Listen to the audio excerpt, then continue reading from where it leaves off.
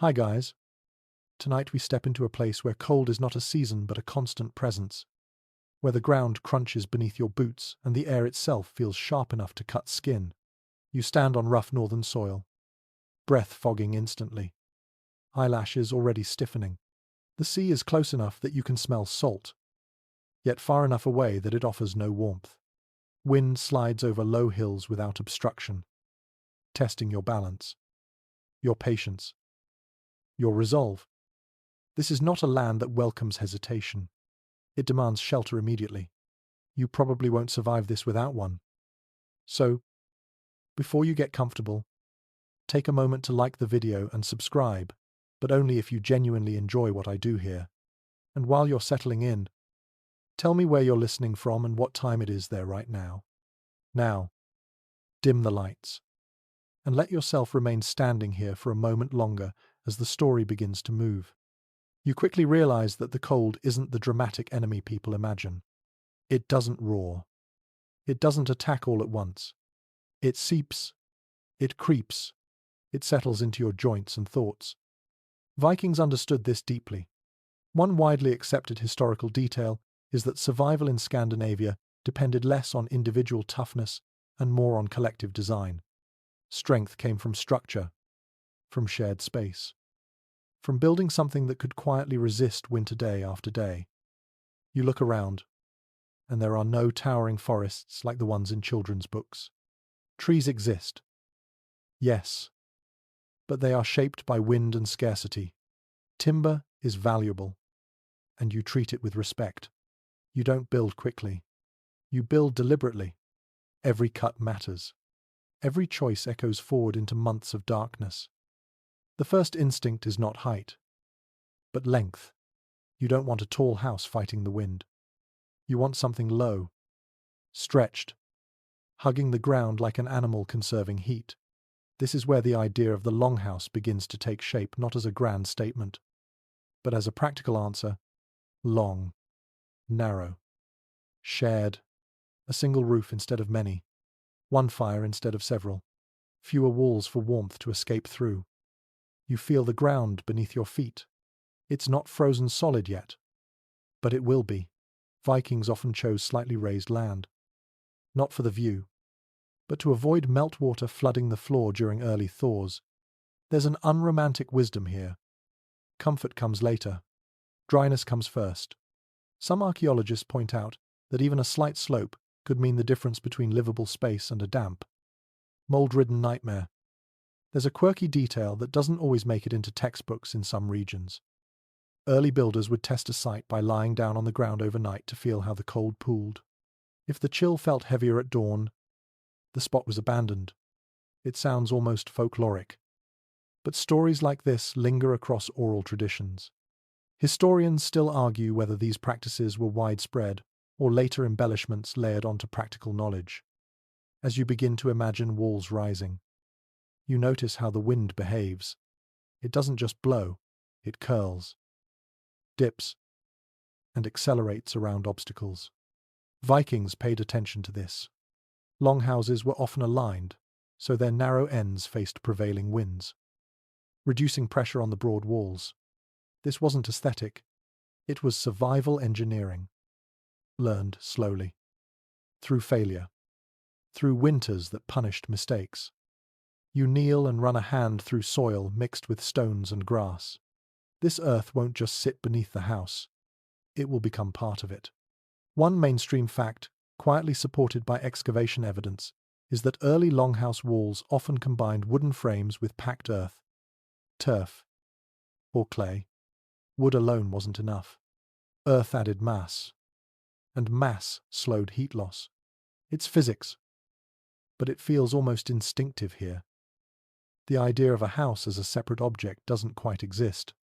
Instead, the structure grows out of the land. You can already sense that this building won't stand apart like a modern home. It will merge. Rooflines will blur into hills. Grass will eventually reclaim the top. In winter, snow will pile thickly, adding another insulating layer. The house doesn't fight nature. It cooperates with it. You pause and listen. There is sound even now. Wind sighing through grass. Distant water moving under ice. Your own breath, loud in your ears. Vikings knew that silence could be dangerous. A good shelter didn't just block cold, it softened sound. Thick walls dulled the shriek of storms, allowing sleep. That mattered more than we often admit. Exhaustion is deadly in winter. There's a subtle social calculation happening too. You aren't building for one person. You're building for many. Families, servants, guests, sometimes animals. A longhouse is not private. And yet, privacy is a luxury you can't afford. The shared warmth of bodies, breathing together through the night, becomes part of the heating system. This isn't poetic exaggeration. Human body heat, multiplied, mattered. Some scholars suggest that early longhouses were even longer than necessary, simply to maximize shared warmth during extreme cold snaps. Others push back, arguing that length was more about social hierarchy and communal life than temperature alone. The debate remains open, and you can feel both arguments tugging at the beams you imagine lifting into place. You glance toward the horizon. Daylight already feels fragile. In deep winter, the sun barely rises, skimming the sky like an afterthought. This knowledge presses urgency into every movement. You don't just build for now. You build for weeks of darkness, when mistakes cannot be fixed easily. There's another curious detail whispered through sagas and reconstructed experiments. Some early builders intentionally left small gaps in the first winter, allowing the structure to settle, shrink, and shift before sealing it fully the following season. It meant enduring one harsher winter to guarantee many safer ones later. That kind of patience feels almost alien today. As you step back from the imagined foundation, you sense that this house will not be finished quickly. But it doesn't need to be perfect. It needs to be forgiving, flexible, able to breathe without freezing you, able to hold smoke without choking you, able to shelter life. Noise, arguments, laughter, fear, and long silences under one roof. You straighten slowly, shoulders stiff from cold. The first decision has been made, not how beautiful the house will be, but where it belongs. In this land, placement is destiny. And as the wind brushes past again, testing your resolve, you understand why Vikings never treated shelter as an afterthought. It was the beginning of everything. You remain close to the ground, because standing upright for too long lets the wind push straight through your clothing. Down here, closer to earth, you begin to notice patterns.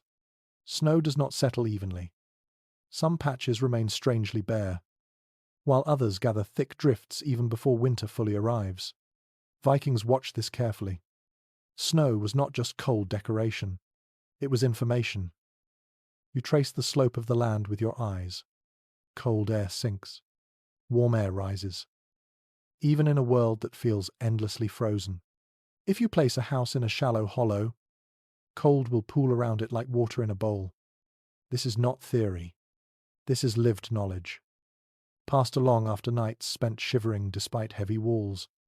A mainstream historical understanding is that longhouses were often built on slight rises, gentle enough to avoid wind exposure, but high enough to let cold air drain away. You test the ground with your boot. It is firm but not brittle. Good soil matters more than you might expect. Too sandy, and posts shift. Too wet, and rot arrives early. Too rocky, and digging becomes a slow battle against iron-hard resistance. Builders learn to read the earth the way sailors read the sea. Color, smell, moisture, resistance. All clues. Wind returns again. This time in a low howl. You turn instinctively. And in that movement, you understand something else Vikings noticed. Wind does not come from everywhere. It favors directions. In many Scandinavian regions, winter winds pushed consistently from the north or west. Longhouses were positioned so their narrow ends faced that force. Less surface area meant less heat loss and less structural stress. This was not superstition.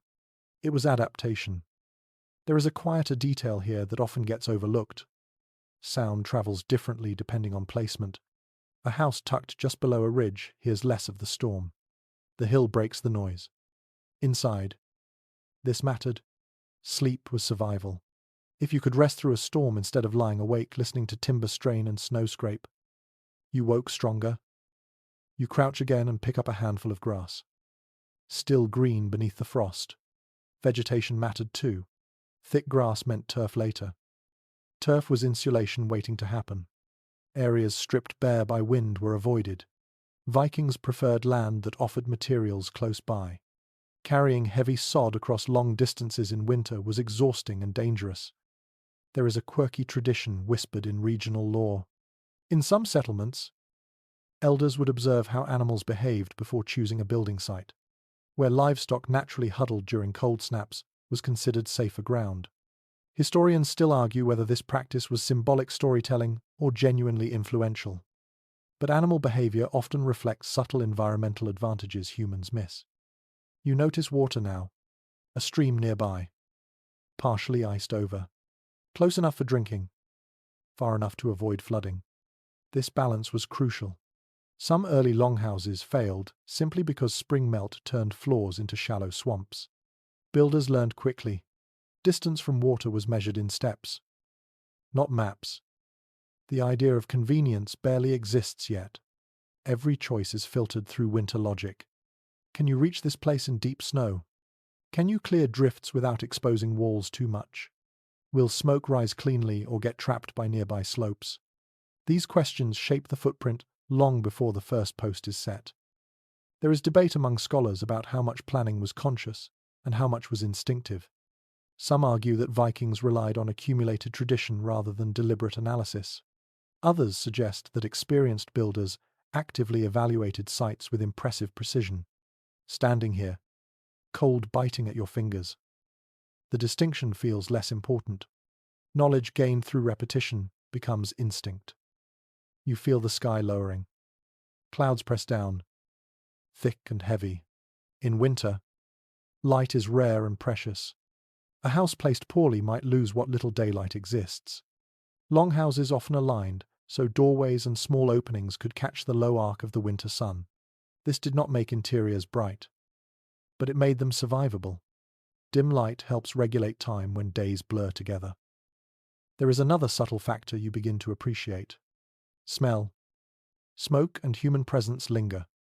A poorly placed house traps odors and dampness. A well-placed one lets air move slowly, exchanging without stealing warmth. This balance mattered more than comfort. Stale air meant sickness. Vikings did not know germs, but they knew when a house made people weak. You shift your weight and feel fatigue already. Building would not begin tomorrow or even next week. This stage took time. Walking, watching, waiting through weather changes. The land revealed itself slowly. Snow patterns changed.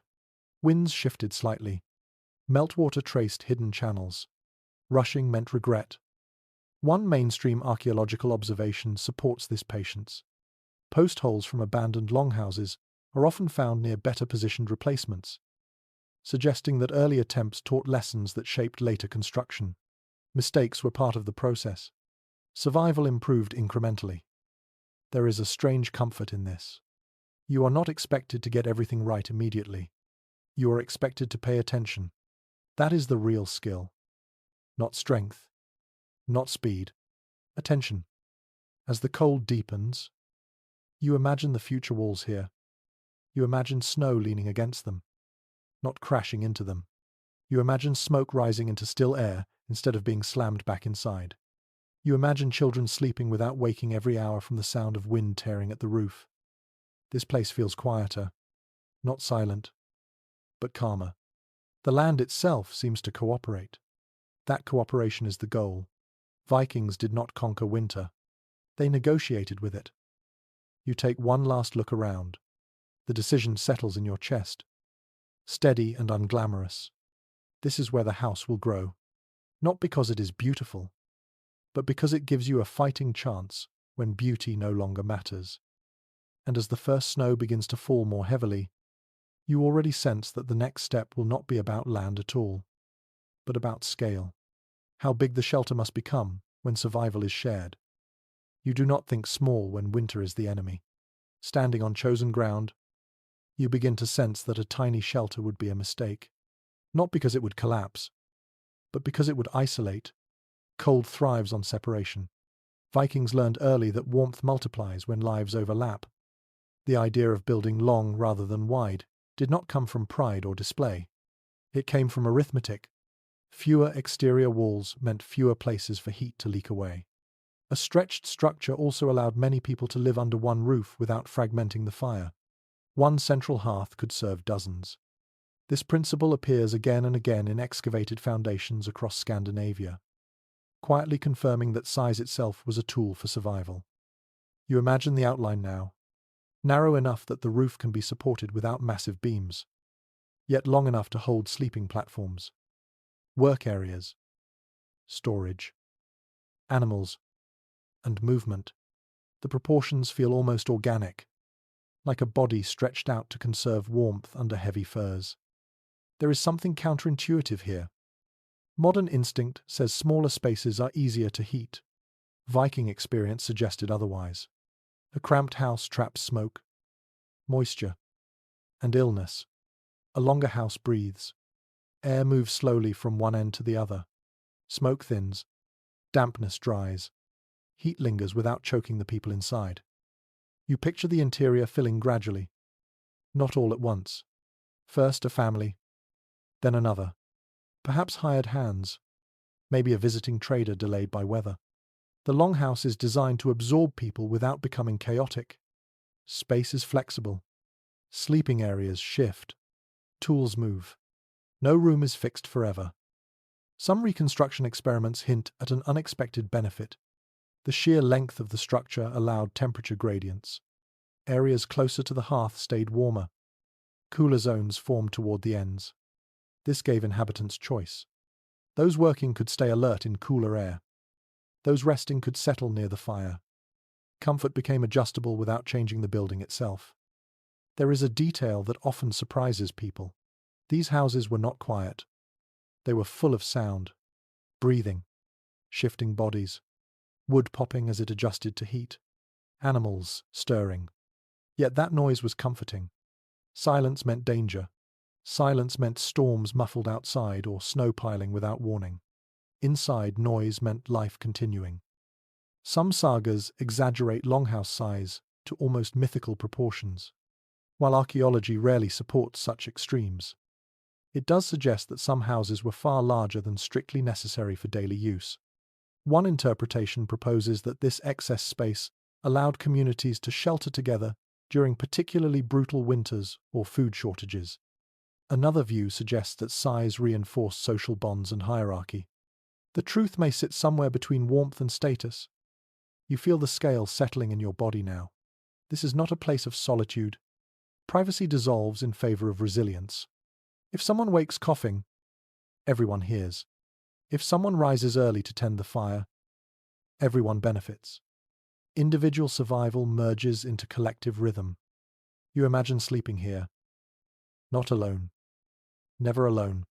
Bodies aligned along walls. Feet toward the central aisle. Warmth radiates outward. Breath fogs the air. Then clears slowly as heat builds. It is not luxury. It is functional comfort. Animals enter the picture naturally. Sheep, goats, sometimes cattle, not wandering freely, but contained at one end or behind low partitions. Their presence adds warmth and smell and sound. It also adds risk, disease, accidents. But winter makes trade-offs unavoidable. Many settlements accepted these risks because the heat gained outweighed the discomfort. There is a lesser-known aspect of length that emerges in later analysis. Longhouses allowed for expansion without dismantling the original structure. Additional bays could be added at the ends as families grew. This meant a house could evolve across generations, preserving memory in timber and soil. Children grew up sleeping where grandparents once had. You run a hand along an imagined wall, feeling where beams would stand. Each post anchors more than wood. It anchors habit. The length of the house shapes how people move, where they pause, where they gather. Over time, paths wear into the floor, places of conversation form without planning. Some modern observers assume such communal living was chaotic. Evidence suggests otherwise. Order emerged organically. Social roles defined spaces more than walls did. Near the hearth belonged to elders and guests. Farther zones took on quieter functions. No signs needed. Everyone knew. There is disagreement among researchers about whether longhouses were always this communal or if some regions favored more segmented layouts. Finds in certain coastal areas hint at internal divisions that may have offered limited privacy. Other sites show completely open interiors. Climate, culture, and available materials all seem to have influenced these choices. You consider how winter compresses time. Days blur. Tasks repeat. A longhouse stretches time sideways, allowing many activities to coexist without conflict. Someone repairs nets while another cooks. Someone sleeps while another sharpens tools. The house absorbs these rhythms quietly. There is also the psychological effect. A large, shared space reduces fear. Storms feel less threatening when many people hear the same wind and feel the same walls hold. Loneliness becomes rare. Tension increases. Yes, but winter values company over calm. You imagine a night when the storm peaks. Snow slams against the outer walls. Roof beams flex. Inside, the fire glows steadily. No one panics. This house was built for this moment. Length spreads stress. Pressure distributes. What might crush a smaller shelter merely groans here. As you stand in the imagined center aisle, warmth rising slowly, it becomes clear that size is not excess. It is strategy. The longhouse is large because winter is relentless. It is long because survival stretches time and patience. Soon, attention will shift from size to substance, from shape to material. Wood itself will decide how well this shelter holds when the cold truly arrives. Once the size is decided, your focus shifts from shape to substance. Wood is not just a building material here. It is a living thing that remembers where it came from. You feel that immediately when you picture the first trees being chosen. Not every tree is equal. Some bend, some split, some rot from the inside long before they fall. In these northern lands, trees grow slowly. Rings are tight. Fibers are dense. This makes the timber strong, but it also makes it temperamental. Freshly cut wood behaves very differently from wood that has dried for years. Vikings understood this through experience rather than theory. Green timber shrinks as it dries, sometimes dramatically, build carelessly. And gaps appear right when winter needs walls to be tight.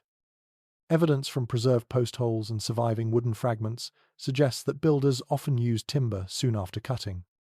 Not because it was ideal, but because waiting was not always an option. Winter did not pause while wood cured. Instead, construction techniques adapted. Joints allowed movement. Walls accepted settling as part of their life cycle. You imagine lifting a beam still heavy with moisture. It smells sharp and clean. Almost sweet. That scent will linger inside the longhouse for months. Over time, as fires burn and smoke curls upward, the wood darkens, hardens, and becomes less reactive. Heat slowly drives out remaining moisture, tightening the structure from the inside. There is an often overlooked advantage here. Greenwood is easier to work. Tools bite more cleanly. Peg holes cut smoother. In freezing temperatures, seasoned wood can split unpredictably. Fresh timber flexes instead of shattering. This mattered when fingers were numb and mistakes costly. Builders selected different trees for different roles. Thick trunks became posts. Straighter lengths formed roof supports. Thinner branches filled walls. Birch, pine, spruce, oak, where available. Each carried its own strengths and weaknesses. Coastal regions favored driftwood when forests were scarce. Inland settlements relied on careful forest management, cutting selectively to avoid exhausting resources. A small but fascinating detail emerges in tool marks. Some beams show signs of being shaped only on the side facing inward. The outward face was left rough, hidden behind turf or clay. This saved effort and preserved strength. It also reveals a mindset focused on function over appearance. Beauty existed, but it was secondary to warmth. You run your hand along an imagined interior wall. The surface is uneven. Knots protrude slightly. Splinters are smoothed where hands pass often. This texture matters. Smooth walls invite drafts. Rough surfaces trap tiny pockets of still air. Even imperfections serve a purpose. There is discussion among modern wood specialists about whether Vikings intentionally exploited these properties or simply accepted them. Some argue that choices were deliberate, refined through generations.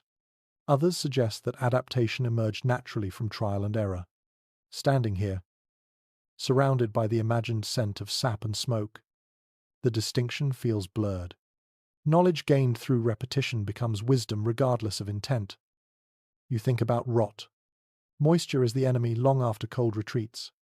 To fight it, posts were sometimes set on stone pads rather than directly into soil, where stone was scarce. Builders charred the ends of posts before burying them. This created a protective layer, slowing decay. The technique appears across multiple sites, hinting at shared understanding rather than coincidence. There is a strange comfort in how wood responds to fire. Not immediately, but over time. Smoke seeps into fibers, creating a natural preservative. Interiors grow darker each year, but stronger too. Fire marks the house as lived in. Seasoned. Less vulnerable. You notice that wood also holds sound. Thick beams soften echoes. Creaks become familiar signals rather than alarms. A sharp crack means a log shifting harmlessly. A dull thud suggests snow sliding from the roof. Over time, you learn the language of your own shelter. Some reconstructions reveal that longhouses were built with slightly inward-leaning walls. This was not a mistake. The angle helped counter roof weight and snow load. It also reduced exposed surface area at the top, where heat loss is greatest. Wood allowed this flexibility. Stone would have resisted such subtle shaping. There is debate about whether these angles were planned from the start or emerged as walls settled unevenly. Measurements vary. Some houses remain remarkably symmetrical. Others show gentle distortion. Either way, the structure adapted without failing. That resilience mattered more than precision. You picture winter tightening its grip. The wood responds. It contracts, creaks, then settles. Gaps appear briefly, then close as humidity shifts. Clay and turf in the walls compensate. The house breathes without collapsing. There is a quieter emotional aspect to this material choice. Wood feels warm even when cold. Touching it does not steal heat as aggressively as stone.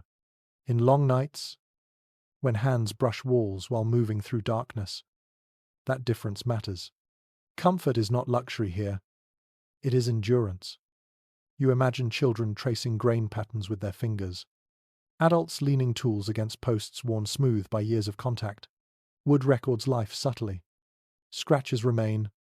Smoke stains accumulate. Each mark is a season survived. Some researchers propose that timber selection followed ritual as much as practicality. Certain trees were favored for symbolic reasons tied to belief systems. Others caution against reading too much spirituality into practical choices. The evidence is incomplete. What remains clear is that wood was respected, not wasted. As the imagined walls rise higher, you sense that this house will change with time. Wood allows that. Repairs are possible. Beams can be replaced. Additions can be made. A wooden house grows old with its people rather than resisting age. Soon, attention will turn to how these wooden bones are wrapped and protected. Walls alone are not enough. Winter finds every weakness. And the next layer of defense will come from earth itself. Once the wooden frame stands steady, you begin to understand that wood alone will never be enough. Winter finds gaps with patient certainty. Air slips through seams you did not notice. Heat rises and disappears. The answer is not thicker planks, but layers. Protection comes from stacking different materials until cold loses its advantage. You move closer to the walls, imagining how they are built outward rather than inward. The inner surface remains wood, warm to the touch and forgiving. The outer layers become something else entirely. Turf, clay, packed earth, materials gathered from the same ground that tested you earlier. Nothing is decorative. Everything has weight and purpose. Archaeological remains consistently show that Viking longhouse walls were composite structures. Timber frames formed the skeleton, but the flesh came from sod cut into dense blocks. These were stacked tightly. Grass side outward, roots interlocking. Over time, the living layer continued to grow, sealing cracks and shedding water. The house slowly became part of the landscape. You imagine lifting turf blocks. They are heavy, damp, and cold even before winter deepens. Carrying them is slow work. Fingers ache, back strain. But once placed, they offer something wood cannot. Mass, thickness, stillness. Cold moves slowly through earth. By the time it reaches the inner wall, it has lost much of its strength. Clay enters the picture as binder and sealant, mixed with straw, dung, or ash. It fills gaps between timbers and turf. When dry, it hardens. When damp, it swells slightly, closing cracks rather than opening them. This flexibility mattered when temperatures swung wildly between freeze and thaw. You press your palm against an imagined finished wall. It does not feel thin.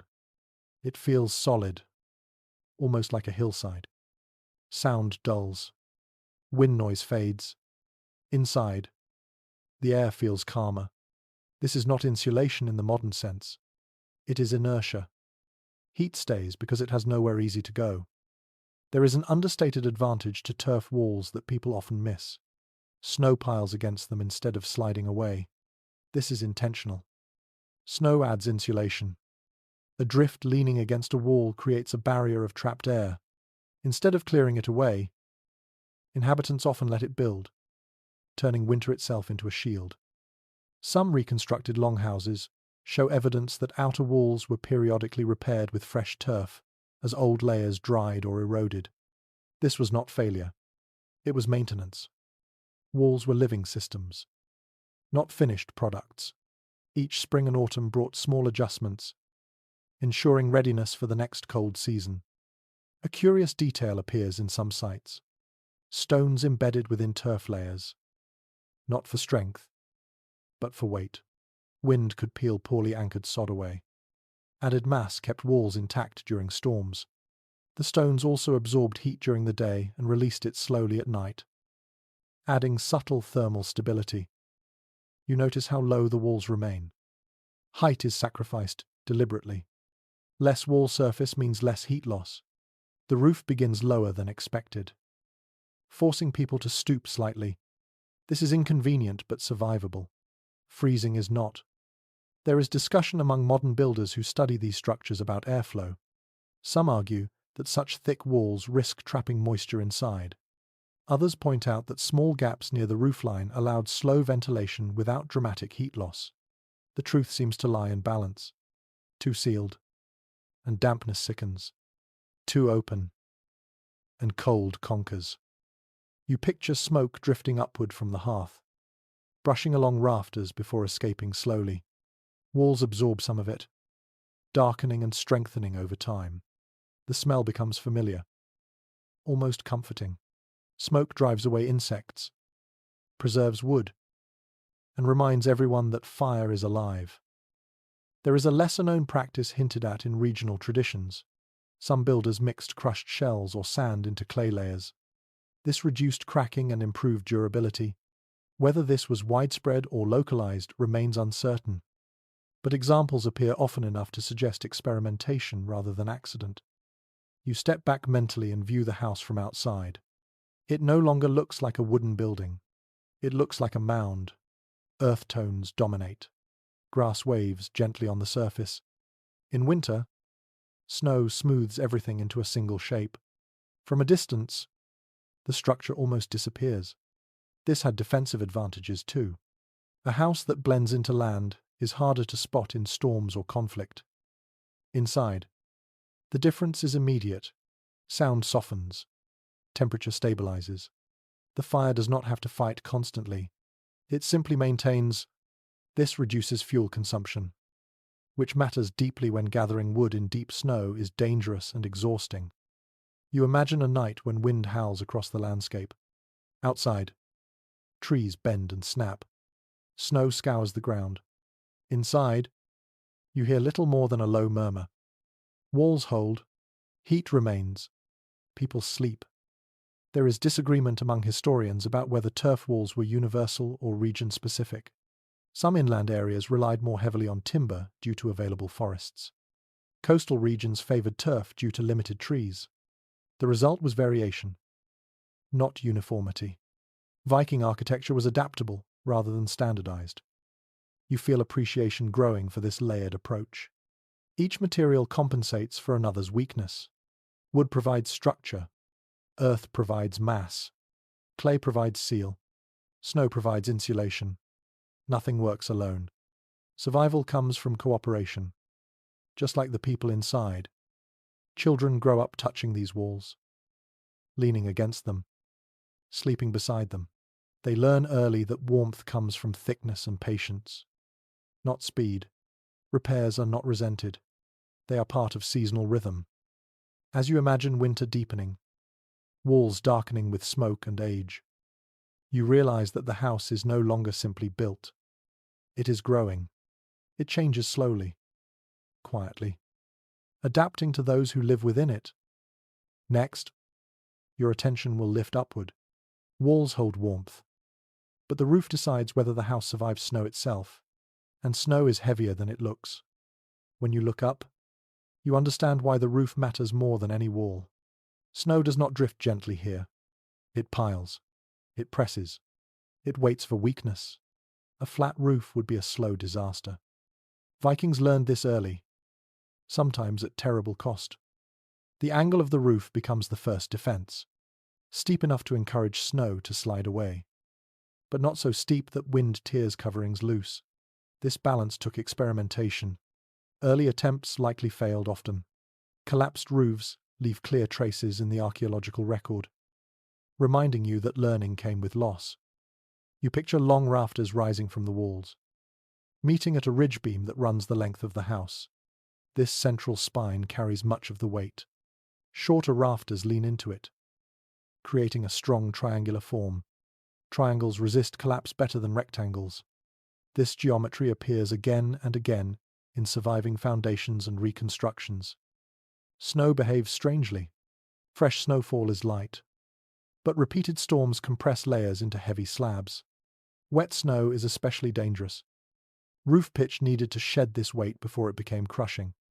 Many longhouses used angles between 30 and 45 degrees, enough to let gravity assist without exposing too much surface to the wind. You imagine standing inside during a storm, listening. The sound of snow sliding off the roof is not alarming. It is reassuring. A soft rush, a dull thump as it lands outside. Silence would be worse. Silence might mean weight building silently above your head. The roof covering itself was just as important as its angle. Wooden shingles were rare in early Viking contexts. Instead, builders relied on layers of birch bark, straw, reeds, and turf. Birch bark was particularly valuable. It repelled water while remaining flexible in cold. Laid carefully, it formed a waterproof skin beneath heavier layers. You picture the process. Bark sheets peeled in spring, dried, stored. Come building season, they are overlapped like scales, directing water downward. Above them, thick layers of turf add mass and insulation. The roof becomes heavy. Yes, but stable. Weight presses the structure together rather than pulling it apart. There is a common misunderstanding that turf roofs were weak. In reality, their mass protected the house from wind. Light roofs lift. Heavy roofs settle. The trick was making sure the supporting beams could carry the load. Posts were thick. Spacing was deliberate. Everything pointed toward endurance rather than elegance. Some reconstructions show roofs extending low, nearly touching the ground on the sides. This reduced exposed wall area and guided wind over the house instead of into it. You would need to duck to enter. This inconvenience was minor compared to the benefit of reduced heat loss. Inside, the roof shape creates a high central space above the hearth. Smoke rises naturally, collecting under the ridge before escaping slowly. There is no chimney in the modern sense. Instead, small openings near the roofline allow smoke to seep out. Too large, and heat escapes. Too small, and air becomes dangerous. Finding this balance was critical. You imagine eyes stinging slightly, throats accustomed to thin smoke. Over time, people adapted. Smoke was unpleasant, but it kept insects away and preserved food and timber. Perfect air quality was not the goal. Survival was. There is a subtle advantage to steep roofs that is easy to miss. Snow that slides off creates banks around the house. These banks act as windbreaks. They also insulate the lower walls further. The house uses winter against itself, turning accumulation into protection. Some modern researchers question whether all Viking longhouses had such steep roofs. In milder regions, shallower angles appear. Climate dictated design. Builders did not follow rigid rules. They adjusted based on experience and environment.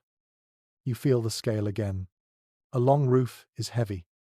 It requires cooperation to build. Beams must be lifted together. Mistakes are costly. But once in place, the roof defines the house. Walls can be repaired. Floors can be reworked. A roof failure, however, is immediate and catastrophic. You imagine the quiet satisfaction of hearing rain instead of snow. Water beads and runs off. Birch bark channels it safely away. Turf absorbs and releases moisture slowly. Drips inside are rare and concerning when they appear. There is a lesser discussed practice that appears in some experimental builds. Roofs were sometimes weighted further, with stones placed strategically along the ridge or edges. This prevented wind from peeling layers away during storms. Whether this was common practice or situational remains unclear, but it reflects the same logic as weighted walls. You think about maintenance again. Roofs demanded attention. Turf dried and cracked. Animals might graze too aggressively. Repairs happened seasonally. A neglected roof invited collapse. A cared-for one lasted decades. Inside, the roof influences daily life. Light filters down unevenly. Shadows stretch and shrink with the fire. Sound changes. A low roof muffles echoes, creating intimacy.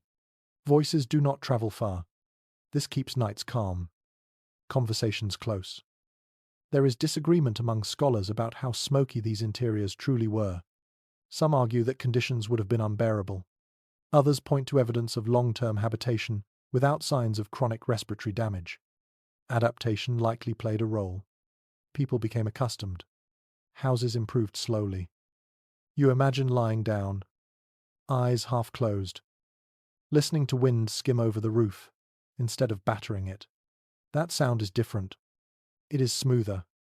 The roof has done its job. As winter deepens, snow slides, builds, and settles again. The roof holds. It flexes slightly, but remains strong. Beneath it, life continues with a fragile sense of safety. Next, your attention will return inward, toward the fire that makes all of this worthwhile. Without heat, even the best roof means nothing. When you step outside and look at the finished roof, it no longer feels like a separate structure. It looks like part of the hillside itself. Grass ripples where shingles might be in another world. Soil darkens where rain has passed. In winter, snow smooths every edge until the house almost disappears into the land. This was not accidental. Turf roofing was a deliberate choice shaped by centuries of experience. Earth insulates better than air alone. It slows temperature change. It absorbs heat during the day and releases it gradually when the night tightens its grip. For people facing months of cold, this mattered more than appearance. You imagine climbing onto the roof in early autumn. The turf is soft underfoot. damp and resilient. Roots knit the surface together, preventing erosion. The weight presses downward evenly, locking the roof layers into place. Wind rushes overhead, but it cannot lift what is anchored by mass. There is clear evidence from excavations that turf roofs were common across many Viking settlements, though thickness varied by region. In colder inland areas, roofs carried heavier sod layers. In milder coastal zones, they were thinner. Climate shaped construction in quiet, practical ways. You consider the warmth below. Heat rises, but earth resists. Instead of escaping quickly, warmth lingers beneath the turf, spreading slowly. This reduces the need for constant fire. Less fuel burned means fewer dangerous trips into snowy forests. Efficiency becomes safety. There is a small but telling detail preserved in some reconstructions. The edges of turf roofs were often planted intentionally with grasses or low plants. Their roots reinforced the structure. Their growth repaired minor damage. The roof became self-maintaining to a degree, healing itself after storms. Some traditions suggest that children were warned not to play roughly on the roof during winter thaws. Softening turf could slip. A fall from even a low roof could injure. This reveals something important. These roofs were used spaces. People walked on them, inspected them, trusted them. You imagine standing there at dusk, looking out over snow-covered land, feeling warmth rise faintly through your boots. The house breathes beneath you, alive in its own way. There is debate about whether turf roofs increased moisture problems inside. Some argue that trapped dampness would have been difficult to manage. Others point out that the slow ventilation through smoke openings balanced humidity. Evidence of long-term habitation suggests that whatever problems existed were manageable. You notice how the roof changes sound. Rain becomes a soft tapping. Snow muffles everything. Wind becomes a low sigh. Inside, storms feel distant. This psychological effect cannot be overstated. Fear drains energy. Calm preserves it. You step back inside now, lowering yourself through the doorway. Warmth greets you gradually. Not sudden heat, but steady comfort. The difference between inside and outside is clear but not shocking. This moderation protects the body. Extreme temperature swings exhaust people. The turf roof also influences light. Interiors remain dim, especially in winter. Firelight dances against curved surfaces. Shadows move slowly. This darkness encourages rest. Activity slows naturally. People adapt to the rhythm imposed by their shelter. There is a lesser-known benefit to earth-covered roofs. They provide camouflage. In stormy weather, a longhouse blends into surroundings. Smoke dissipates close to the ground. From a distance, nothing signals habitation clearly. This may have offered subtle protection in times of conflict or raiding. Some scholars question whether this concealment was intentional or incidental. The evidence is mixed. What remains clear is that the design had multiple advantages, whether planned or discovered. You think again about weight. A turf roof is heavy. It demands strong support. This reinforces earlier decisions about thick posts and closely spaced rafters. Each choice supports another. Nothing stands alone. You imagine the maintenance cycle. In spring, damaged turf is replaced. Roots are pressed back into soil. In summer, growth thickens. In autumn, loose sections are secured. Winter arrives with a roof prepared to carry snow. This rhythm becomes part of life. Roof care is not a separate chore. It is seasonal awareness. The house teaches attention. You hear a muffled sound above. Snow sliding again. The roof accepts it, guides it, releases it. Below, you barely notice. There is something deeply calming about this relationship between shelter and environment. Instead of fighting winter, the house accommodates it. Earth against earth, weight against wind, warmth held gently rather than forced. You imagine lying near the hearth, eyes half closed, listening to the distant hush of weather above layers of soil and grass. This is not luxury. It is security built from patience. As you drift mentally through this space, You sense that one more element remains central. Walls and roofs hold warmth, but fire gives it life. The heart of the longhouse waits in the center. You move toward the center of the longhouse, guided less by sight and more by warmth. This is where everything converges. The hearth is not placed for beauty or ceremony. It sits here because heat spreads best from the middle. Cold retreats outward. People gather inward. The fire becomes the quiet organizer of life. You crouch and imagine the hearth as it would have been. Not a raised fireplace, not enclosed by stone walls, but a long, shallow pit lined with stones and packed earth. Flames burn low and steady rather than tall and dramatic. This conserves fuel and keeps sparks from leaping dangerously toward the roof. Ash builds gradually. It is not swept away constantly. A thin layer insulates embers, helping the fire restart easily in the morning. You understand now why losing fire was so feared. Without flame, the longhouse becomes just another cold space. With it, the house lives. There is strong agreement among historians that the hearth was the social and thermal heart of the Viking home.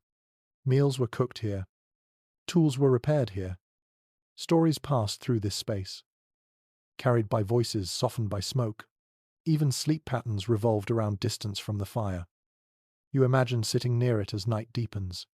Heat brushes your face while your back remains cool. You shift position instinctively. People learned to read the fire the way sailors read wind. A hotter burn meant colder weather outside. A weaker flame signaled fuel conservation or warmer nights. The fire also shaped time. Without clocks, days were measured by how often fuel was added. Nights stretched longer in winter. People slept in phases, waking to tend embers, then resting again. The hearth anchored these cycles. There is a detail that often surprises modern listeners. The fire rarely burned continuously at full strength. It smoldered. It breathed. Flames rose when needed, then settled. This reduced smoke and saved wood. Maintaining this balance required attention and skill passed down through observation. Smoke rises, but not cleanly. It curls along rafters, then drifts toward small openings near the roof. Some escapes through gaps in turf and bark. Some lingers.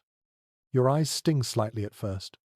Over time, you adjust. So does the house. Soot coats wood, sealing it. Insects avoid the space. Food dries slowly overhead. Some reconstructions suggest that meat and fish were hung high in the rafters, benefiting from both smoke and warmth. This preserved food through winter. The hearth fed bodies directly and indirectly, sustaining life long after flames died down. You feel the floor beneath you now. It is packed earth, warmest near the fire. Over time, feet compress it smooth. Spilled water dries quickly. Spilled grease darkens patches. The ground records daily life quietly. There is debate about how dangerous indoor fires truly were. Some argue that smoke inhalation must have caused illness. Others point to long-term habitation evidence and suggest adaptation. What seems clear is that people balanced risk against necessity. Fire was dangerous, but cold was deadly. You notice how seating forms naturally around the hearth. Low benches, sleeping platforms beyond, tools leaning against posts within reach of light. The fire defines zones without walls. Children learn early where it is safe to step. Elders sit closest during cold spells. Guests are offered warmer spots as a sign of respect. Social order radiates outward from heat. There is a lesser discussed emotional role played by the hearth. In long winters, firelight provides movement when everything else feels frozen. Flames flicker. Shadows dance. This motion comforts the mind. Stillness outside is broken inside. You imagine storms raging beyond turf walls. Inside, the fire answers with steady sound. Crackling, hissing sap, a low murmur that reassures without demanding attention. Fuel becomes precious. Wood is gathered carefully, often dried near the hearth before burning. Damp wood smokes too much. Dry wood burns too fast. Finding the right balance becomes routine knowledge. Some regions supplemented wood with peat or dried dung. These burned slower, producing more smoke but conserving timber. The smell was strong but familiar. Survival rarely smells pleasant. You picture someone waking before dawn, feeding the embers gently, not to create flame, but to prevent cold from returning fully. This quiet act protects everyone sleeping nearby. Responsibility rotates. No one is exempt. There is disagreement among researchers about whether longhouses had multiple hearths. Most evidence points to one central fire. A single source simplified ventilation and encouraged gathering. Multiple fires increased risk. You notice how the roof responds to heat. Warm air rises, meets cooler turf, then settles back downward. This circulation spreads warmth evenly. The house becomes a slow-breathing organism. As hours pass, ash thickens. Someone scrapes it aside, revealing glowing embers. Heat returns instantly. Fire does not need to be rebuilt. It only needs attention. You feel the calm this creates. Even as wind presses outside, inside life continues predictably. The hearth anchors routine. Routine anchors sanity. As you settle near the fire, eyes heavy, you realize that everything else in the longhouse serves this space. Walls protect it. Roof shelters it. People orbit it. And yet, fire alone is not enough. Smoke must leave. Air must move. The balance between warmth and breath is delicate. Soon, attention will shift upward again, to the unseen pathways that keep people alive while the fire burns. You begin to notice that warmth alone does not make a space livable. Breathing matters just as much. As the fire burns steadily, smoke thickens the air, curling along the roof before slowly finding its way out. Managing this invisible movement becomes one of the most delicate skills inside the longhouse. There is no chimney rising cleanly above the roof. Instead, smoke escapes through small openings near the ridge or through gaps intentionally left between roof layers. These are not mistakes. They are carefully judged compromises. Too open, and precious heat disappears. Too sealed, and air becomes heavy and dangerous. You sit quietly and feel how the air moves. Warmth lifts smoke upward. Cool air slides inward near the floor. This slow circulation refreshes the space without sudden drafts. People learn to recognize when balance was off. Burning eyes, coughing, or lingering haze signaled the need for adjustment. One commonly accepted understanding is that longhouse builders relied on stack effect long before the concept had a name. Hot air rising pulled fresh air in. This natural flow required patience. Fires were kept low. Sudden bursts of flame disrupted balance. You imagine someone nudging a roof flap slightly wider during a smoky evening. Not much. Just enough. The house responds gradually. Smoke thins. Heat remains. This constant tuning becomes second nature, like adjusting a blanket during sleep. There is a fascinating detail observed in some reconstructed buildings. Smoke stains concentrate in predictable patterns along rafters and near openings. These marks reveal airflow paths used repeatedly over years. The house teaches its inhabitants where air prefers to move. Some longhouses incorporated small vents near doorways or at ground level. These allowed fresh air to enter without creating strong drafts. Cold air hugged the floor, warming slowly as it traveled inward. People sleeping on raised platforms avoided the worst chill. You notice how smell behaves. Smoke carries scent, food, people, animals. Over time, these odors blend into something familiar, not pleasant, but comforting. A lived-in smell. It signals safety. There is discussion among modern scholars about how much smoke exposure people tolerated. Some argue conditions must have been harsh. Others point out that lung adaptation and intermittent exposure likely reduced harm. Evidence of long-term habitation suggests that while uncomfortable, the balance was workable.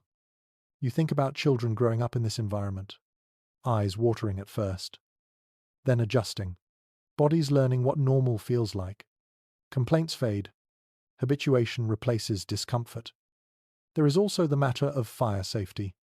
Sparks are dangerous.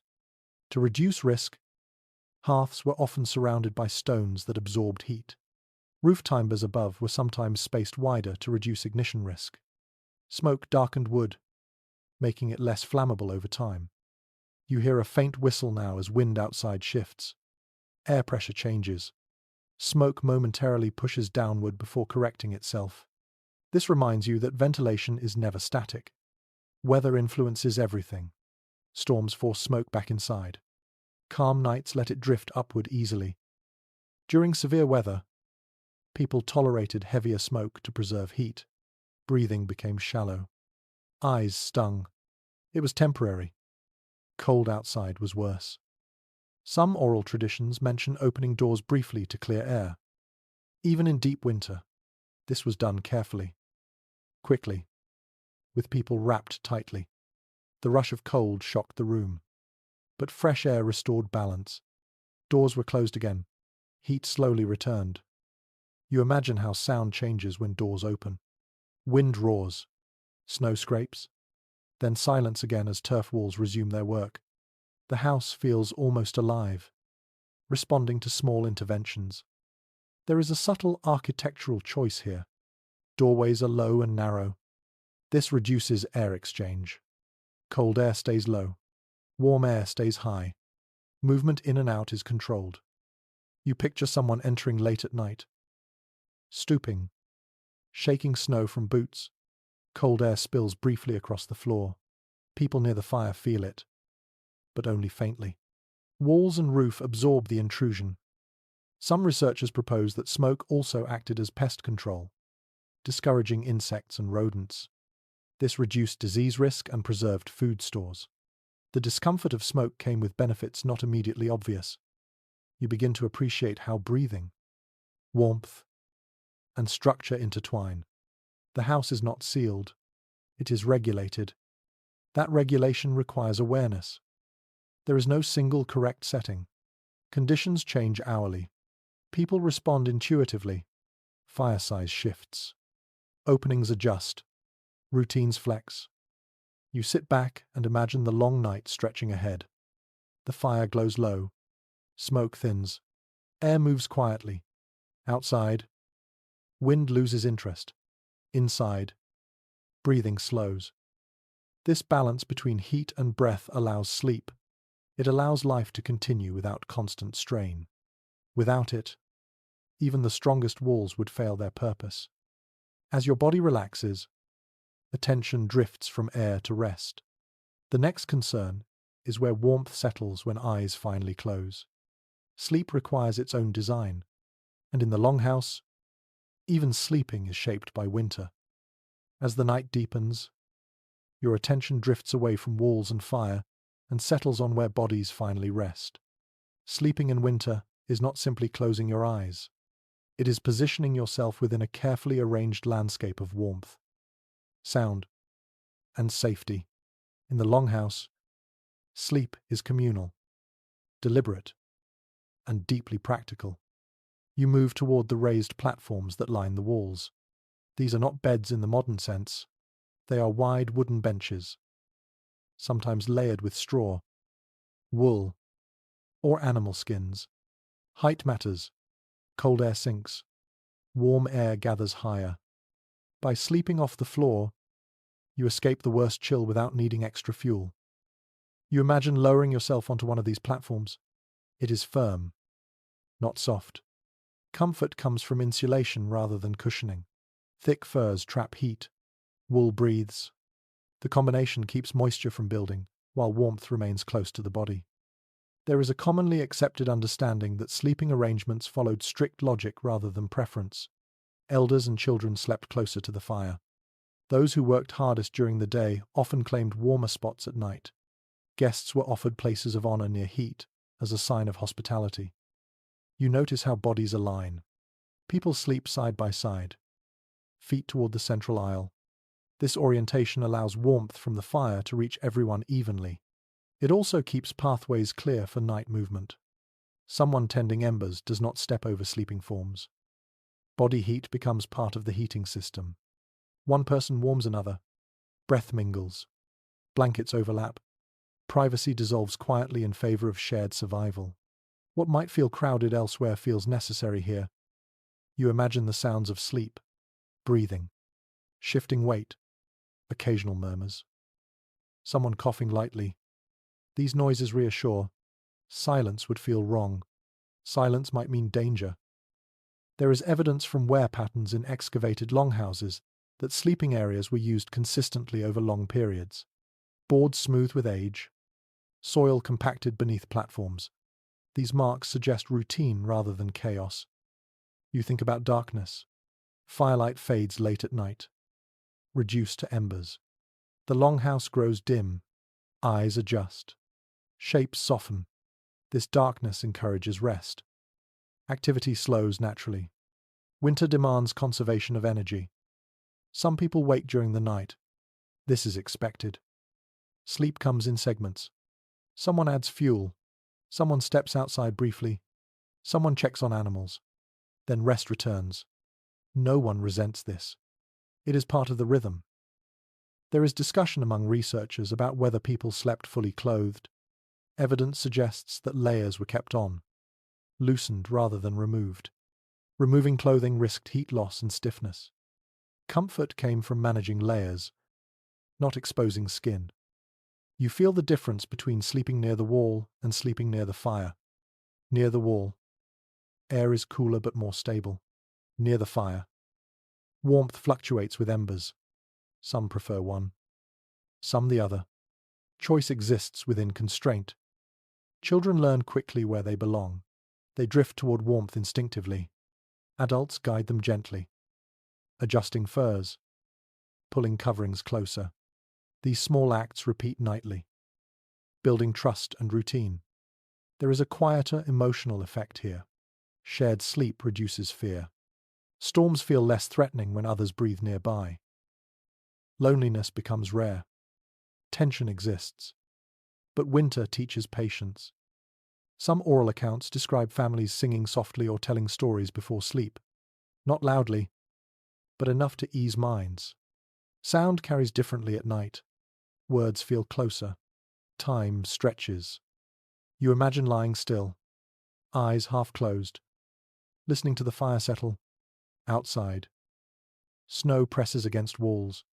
Inside, warmth holds. The longhouse becomes a cocoon. There is debate about how restful this sleep truly was. Some argue conditions were too noisy or smoky. Others suggest that physical exhaustion made sleep come easily. Evidence of long-term survival suggests that rest, though imperfect, was sufficient. You feel your own breathing slow. The platform beneath you feels solid. Walls no longer feel distant. Everything is close. Contained. Animals stir faintly at the far end. Their warmth adds to the shared pool. Their sounds blend into the background. This proximity feels normal here. You notice how the roof above seems lower at night. Shadows press inward. This creates a sense of enclosure. Safety. Morning will come slowly. There is no sudden wake-up. Light seeps gradually. People rise in stages. Someone tends the fire. Someone stretches stiff limbs. Sleep loosens its grip reluctantly. But for now, night holds. Bodies rest. Heat remains. The longhouse does its quiet work. As you drift deeper into this imagined rest, you realize that sleeping arrangements are not separate from architecture. They are architecture in use. Every beam and wall shapes how rest happens. Soon, attention will shift again, not to rest, but to those who share this space with you through winter. Animals. Their presence changes everything. As the night settles fully, another presence makes itself known. You hear it before you see it. A soft shuffle, a low breath, the quiet sound of hooves shifting against packed earth. Animals are here too, sharing the longhouse through the hardest months of winter. This arrangement is not sentimental. It is practical. Livestock represent warmth, food, labor, and survival. Losing animals to cold would mean losing milk, meat, wool, and strength when spring finally arrives. Bringing them indoors is a calculated decision shaped by necessity rather than comfort. You imagine the far end of the longhouse, separated not by walls, but by low partitions or changes in floor level. Sheep cluster together, goats settle close. Sometimes a cow or two stand quietly, their large bodies radiating heat into the space.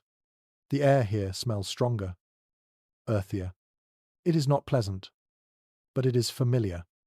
One widely accepted observation from archaeological sites is that animal stalls were integrated directly into longhouse layouts. Drainage channels cut into the floor allowed waste to flow away from sleeping areas. Straw absorbed moisture. Regular maintenance kept conditions tolerable. You feel the difference in temperature immediately. Near the animals, the air is warmer. Their bodies release steady heat, especially valuable during the coldest nights. This warmth drifts slowly toward the center of the house, contributing to the overall balance.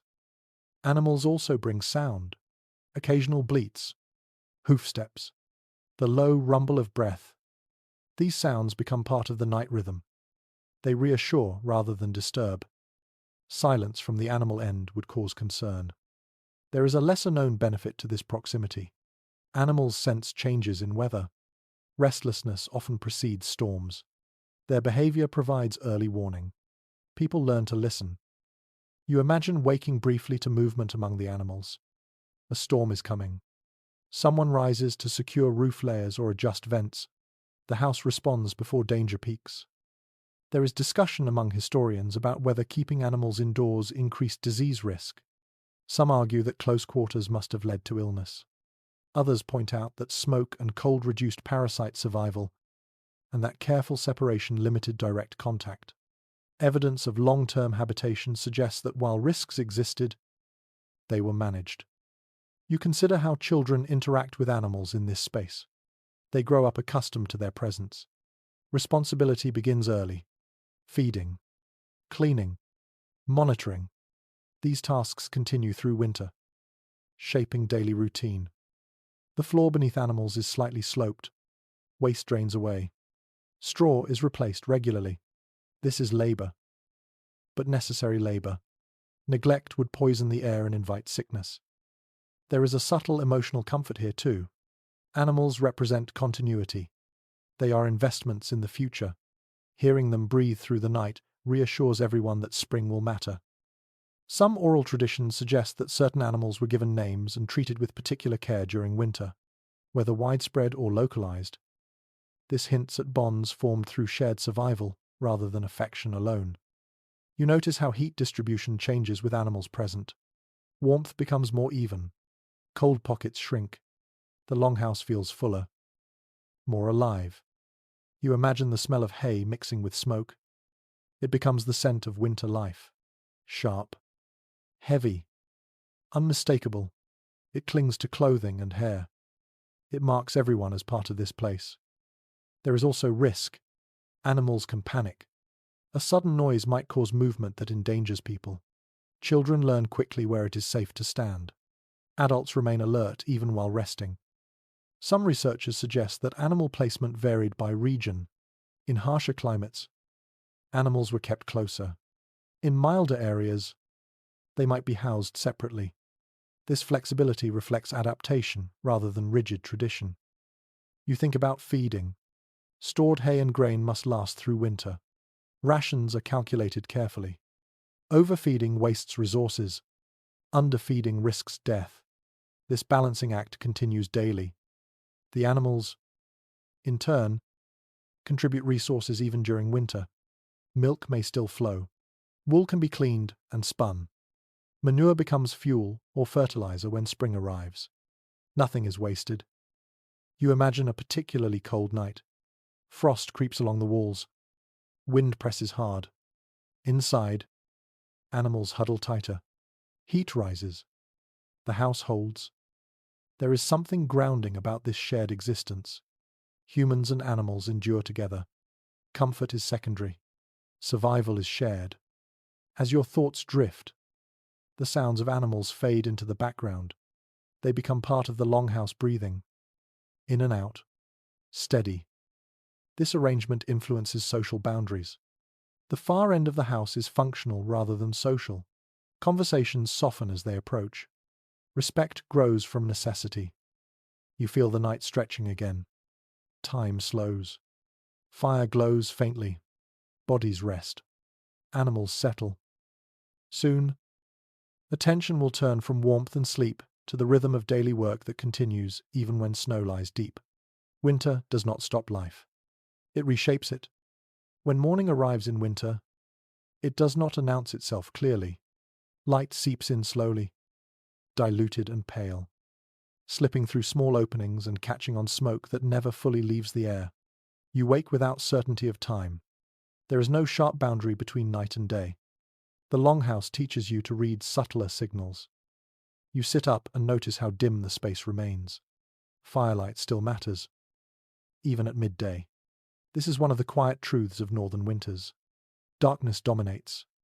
Light becomes a resource to manage carefully rather than something taken for granted. Small openings near the roof and doorway allow thin bands of daylight to enter. These are not windows in the modern sense. Glass is rare and precious. Instead, light arrives indirectly, filtered through smoke and turf. It is enough to move, to work, to recognize faces. It is never enough to waste. You learn quickly where light falls. Certain spots near the hearth brighten briefly when the sun sits low on the horizon. These places become favored for detailed tasks. Repairing tools, sewing, carving.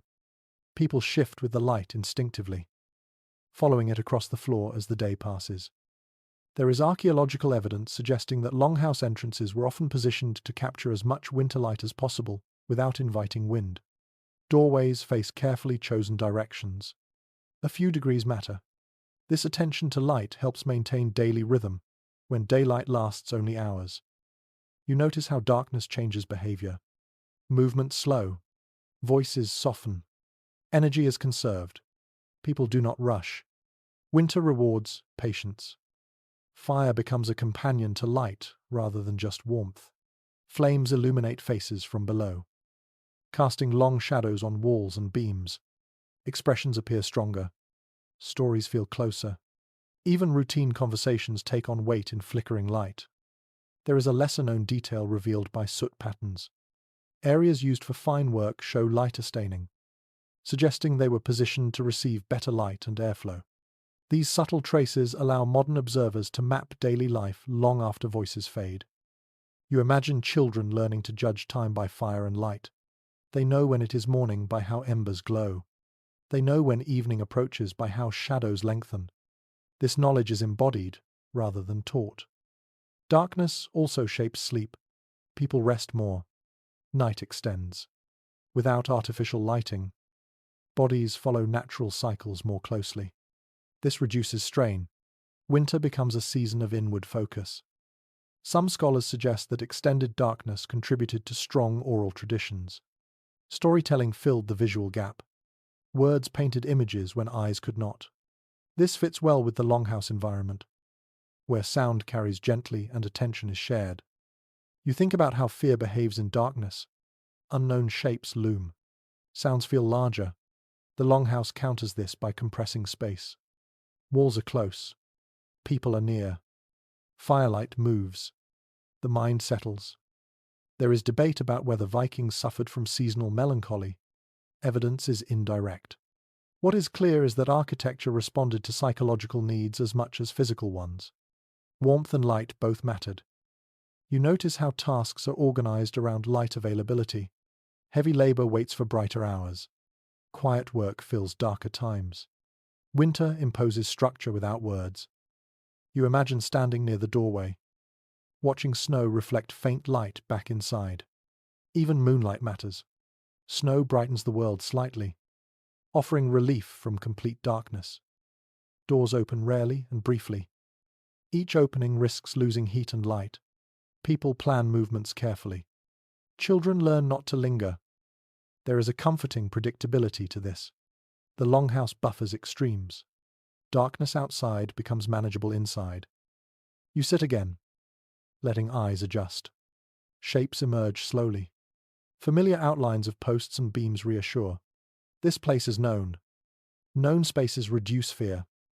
As the day advances, fire is fed more often. Light increases. Smoke thins.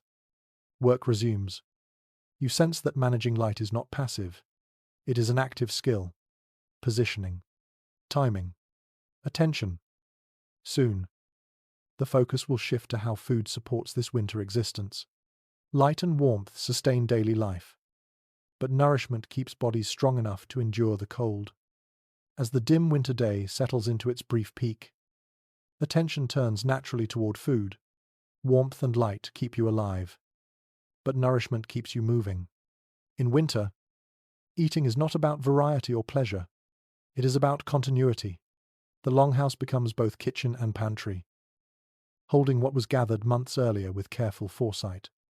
You imagine stores tucked along the walls, hanging from rafters, packed into chests, buried beneath platforms, dried fish stiff as wood, smoked meat darkened by months of fire, grain sealed in sacks, roots stored in cool corners.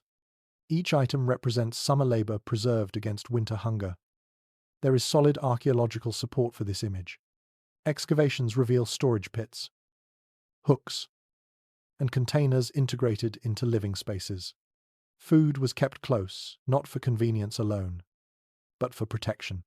Cold preserves, but animals steal. Keeping supplies indoors ensured control. You feel the air near stored food. Dry, smoky, stable. Smoke does more than flavor. It slows decay. It discourages insects. Food hung high benefits from warm air rising from the hearth. Preservation happens gradually, invisibly. Meals are simple. Stews simmer slowly. Ingredients stretch. A pot near the fire warms for hours, releasing scent that fills the house. Eating becomes communal by necessity. Cooking for one makes little sense. Sharing reduces waste and spreads effort. You imagine sitting near the hearth as food is portioned. Bowls pass from hand to hand. Portions are fair, not generous. Everyone understands limits. Overeating today means hunger tomorrow. There is evidence that Vikings relied heavily on fish during winter. Cod and herring dried in summer could last months. Their protein sustained strength when fresh meat was scarce. Inland settlements depended more on preserved meat and grain. Diet followed geography. You notice how hunger sharpens awareness. People track stores mentally. How many days remain? How much fuel remains to cook? This calculation continues quietly in the background of every decision. There is a lesser discussed detail in some finds. Certain foods were stored within walls themselves. Hollow spaces filled with dried herbs or roots added insulation while keeping supplies accessible. Whether intentional or incidental, the result served both needs. Cooking techniques adapt to winter constraints. Boiling dominates. It requires less fuel than roasting.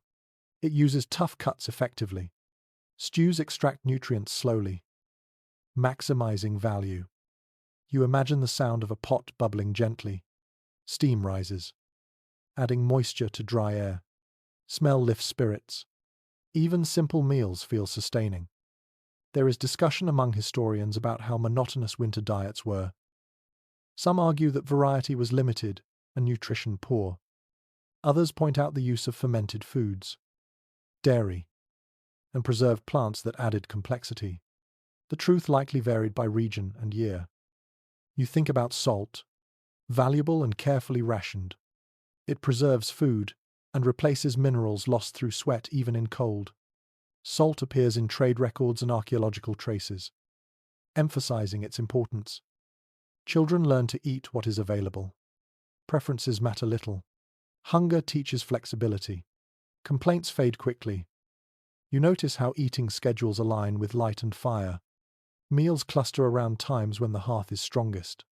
Night eating is rare. Fuel is saved. Bodies adapt. There is a subtle social function to winter meals. Eating together reinforces bonds. Stories accompany food. Silence feels heavier without chewing and conversation. You imagine someone scraping the last bits from a bowl, then rinsing it quickly with warm water. Nothing is wasted. Cleanliness matters, but efficiency rules. Food storage also affects smell and air quality. Strong odors linger.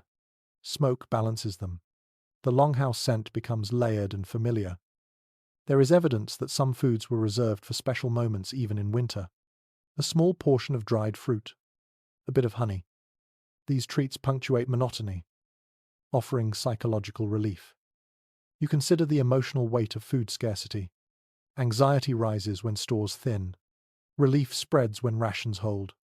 The longhouse absorbs these emotions quietly. As winter progresses, portions may shrink. People accept this. Bodies slow. Work reduces. Survival remains possible. You imagine the final days of winter. Stores low but sufficient. Fire steady. Hope builds quietly. Food does more than feed bodies. It structures time. It anchors social life.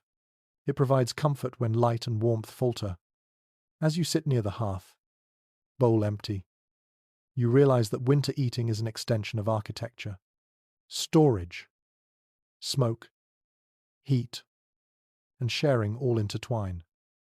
Soon, attention will shift to the work that fills these long days. Even in deep winter, hands remain busy. Idleness invites cold. After food is eaten and bowls are set aside, the longhouse does not fall silent. Winter does not pause work. It changes it. Outside labor fades. But inside, hands remain busy. Movement keeps blood flowing. Purpose keeps mind steady. You look around and see tools within easy reach. Knives hang from pegs. Spindles rest near sleeping platforms. Wood scraps lie stacked neatly against a wall, saved for moments when firelight and patience align. The longhouse becomes a workshop shaped by cold. Tasks shrink in scale but not importance. Nets are repaired strand by strand. Wool is carded, spun, and wound carefully. Leather is softened and stitched. These activities demand focus without requiring space or daylight. Firelight is enough. Fingers learn to feel rather than see. There is archaeological support for this indoor productivity. Wear marks on tools, concentrations of small artifacts, and patterns in floor deposits all suggest sustained winter work rather than idle waiting. The longhouse was not simply shelter, it was a center of production. You imagine sitting cross-legged near the fire, hands moving automatically as thread twists into yarn. The rhythm is calming. It fills time gently. Conversation flows around the work. Stories emerge. Jokes pass quietly. Silence is comfortable too. Children participate early. They learn by watching. Then by doing. Simple tasks first. Holding fibers. Sorting materials. Gradually, responsibility grows. Winter education happens without formal structure. Skills transfer naturally. There is debate among researchers about whether winter work output matched other seasons. Some argue productivity slowed significantly. Others suggest that winter specialization increased efficiency in certain crafts. Evidence varies by settlement. What feels clear is that winter work mattered. You notice how space is managed. Tools return to their places. Clutter is minimized. A crowded house requires order to function. Objects left in the wrong place become hazards in low light. The smell of materials mixes with smoke. Wool, leather, wood. Each scent signals activity. A working house smells different from an idle one. There is a subtle emotional benefit to this steady labor.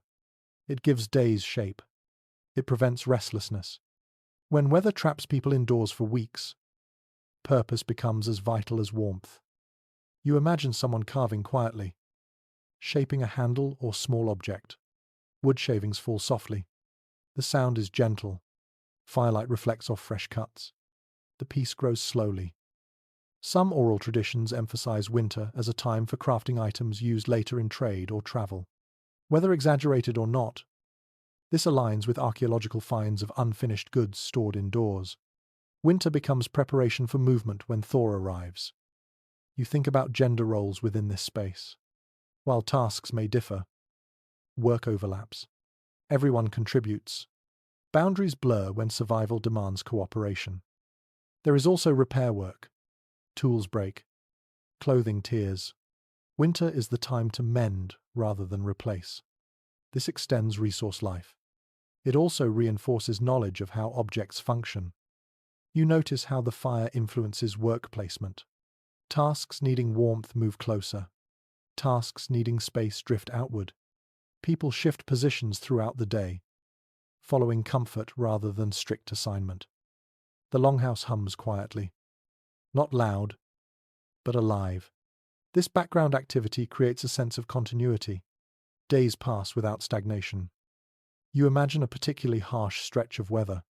Snow blocks the doorway for days. Outside world shrinks.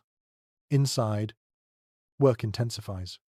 The longhouse becomes the entire universe. There is evidence that winter gatherings also served social functions. Decision-making, conflict resolution, planning. With fewer distractions, attention turns inward. Discussions deepen. You sense how architecture supports this. Open space allows group interaction. Firelight centers attention. Acoustics soften voices. Even disagreements feel contained.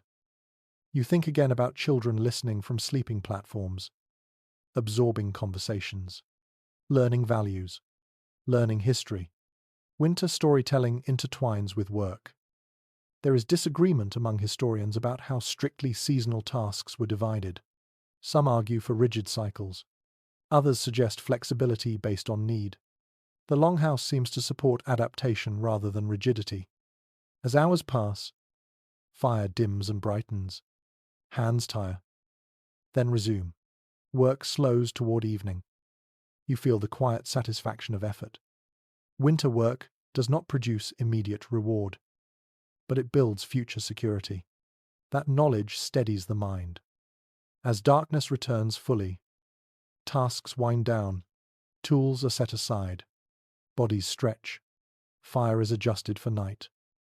You realize that work inside the longhouse is as much about mental survival as physical. It fills space that cold would otherwise claim. Soon, attention will shift again. This time toward the social patterns that govern shared living. When people remain close for months, rules and rituals matter deeply. As winter presses on and the longhouse fills with the same faces day after day, social patterns quietly take on new importance. Shared space magnifies everything. Kindness feels warmer. Tension feels sharper. The architecture that keeps bodies alive must also keep relationships intact. You begin to sense invisible boundaries inside the longhouse. No walls mark them. Yet everyone knows where they are. Certain places near the hearth belong to elders. Others are favored by those who work tools or manage food. Sleeping platforms reflect status, age, and responsibility more than personal choice. This arrangement is not rigid, but it is understood. Order reduces friction. When space is limited, predictability becomes a form of peace. You notice how movement shifts around these zones. People step carefully near respected spaces. Voices lower. Children learn quickly where they may sit and where they should not. Correction is gentle but consistent. There is evidence from saga literature and settlement studies that longhouses functioned as both homes and political spaces. Decisions affecting the household or wider community often occurred here, especially in winter when travel was limited. The longhouse became a place of negotiation, as much as shelter. You imagine discussions unfolding slowly near the fire. Not rushed. Winter gives time. Disputes are addressed before they fester. Agreements are reinforced through repetition and shared meals. There is a subtle role played by routine. Daily patterns create stability.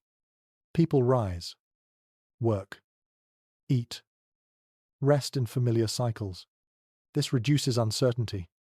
In a season dominated by darkness and cold, certainty soothes. You think about conflict. It is unavoidable. Irritation grows when privacy is scarce. Someone speaks too sharply. Someone occupies a favored spot too long. These moments are handled through custom rather than force. Some traditions describe the use of humor to diffuse tension. Quiet jokes, familiar teasing, laughter releases pressure. The longhouse supports this by keeping people close enough to read tone and intent. There is discussion among historians about how hierarchy functioned within these shared spaces. Some argue that authority was clearly enforced. Others suggest a more fluid arrangement shaped by competence and contribution. What emerges is a picture of balance. Leadership exists, but cooperation sustains survival. You notice how generosity becomes visible, offering a warmer place, sharing extra food, taking a night watch. These acts build trust. Trust reduces stress. Stress weakens bodies. Children observe all of this. Winter is their classroom. They learn how adults resolve tension. They absorb values without formal instruction. Shared living teaches empathy through necessity. There is also ritual. Simple gestures repeated nightly. A particular phrase before sleep. A shared moment of silence when the fire is banked.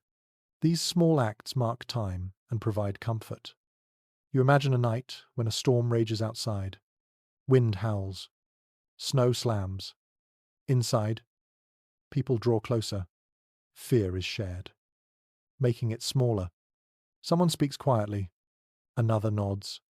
The house holds not just bodies, but courage. There is evidence that winter gatherings strengthened social bonds that lasted into warmer seasons. Alliances formed during hardship carry weight. Trust built in confinement proves durable. You sense how architecture supports this. The open interior prevents isolation. Everyone witnesses everyone else's effort. Laziness is visible. So is generosity. Accountability emerges naturally. There is debate about whether such closeness led to greater harmony or increased conflict. The answer likely varies. What seems clear is that survival required learning how to live together despite differences. You notice how elders are treated during winter. They are valued repositories of knowledge. Their stories fill dark hours. Their experience guides decisions. Proximity ensures their wisdom remains accessible. You imagine sitting quietly, listening to a story repeated many times before. Each telling shifts slightly. Details change. Lessons remain. This repetition builds shared memory. There is also space for solitude within the crowd. People turn inward without leaving, staring into fire, working quietly, resting eyes. The longhouse allows presence without interaction. You feel the emotional rhythm slow. Days blend. Weeks pass. Tension rises and falls but does not break the structure. As winter nears its deepest point, rituals may intensify. Feasts, when possible, marking the return of light. These moments remind everyone that winter is not endless. You realize that social structure is as carefully layered as walls and roofs. It insulates the community from psychological cold. Soon, attention will turn outward again. Not physically, but spiritually. Beliefs, stories, and unseen forces take on weight during long nights. As winter deepens and nights stretch even longer, attention drifts beyond the physical walls of the longhouse and into the unseen. When cold limits movement and darkness narrows vision, belief fills the space left behind. Stories, rituals, and quiet customs take on greater importance, shaping how people understand their shelter and their survival within it. You sit near the fire and feel how conversation changes at night. Voices lower, words slow. Stories emerge that are not meant to instruct directly, but to steady the mind. Tales of ancestors, accounts of harsh winters endured before. These narratives remind everyone that survival has a history. You are not the first to sit here listening to wind press against turf walls. The longhouse itself feels present in these moments. Beams creak softly. Smoke drifts. Firelight flickers against wood darkened by years of living. It is easy to imagine that the house listens, that it remembers. There is evidence in sagas and folklore that homes were believed to possess protective qualities beyond their materials. Certain posts were treated with care. Thresholds were respected. Crossing into the house was more than entering shelter. It was entering safety shaped by tradition. You notice how routines take on ritual weight, the way fire is banked before sleep. The order in which people settle onto platforms, these actions are repeated nightly, becoming comforting signals that the day has ended safely. Some families placed small objects near hearths or doorways, carved figures, stones, tokens tied to luck or protection.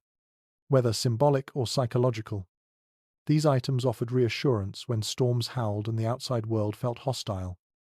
You imagine listening to older voices recounting winters when roofs collapsed or food ran thin. These stories are not told to frighten, they are told to prepare. Knowledge passes quietly, embedded in narrative rather than instruction. There is discussion among historians about how deeply belief influenced architecture. Some suggest that symbolic placement of posts or doors reflected spiritual considerations. Others argue that practicality dominated. Standing here, listening, it feels clear that belief and function were not separate, meaning layered onto necessity. You think about the hearth again. Fire was more than warmth. It was continuity. A flame carried from day to day symbolized life persisting. Letting it die unintentionally felt dangerous in ways that went beyond cold. Children learn these associations early. They sense when fire matters, when silence is appropriate, when stories serve as comfort rather than entertainment.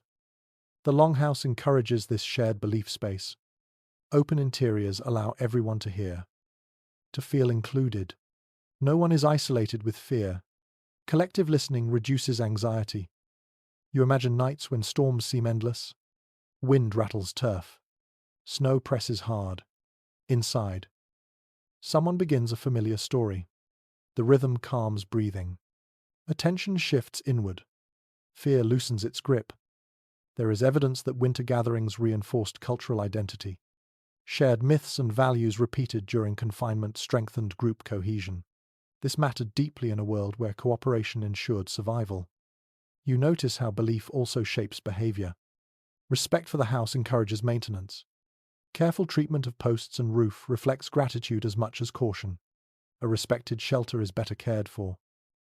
There is debate about whether Vikings believed spirits inhabited their homes or simply respected them as life-sustaining structures. The line between belief and metaphor blurs. What matters is behavior. Care follows respect. You feel the house holding steady around you. Not just physically, but emotionally, the Longhouse becomes a refuge for thoughts as much as bodies.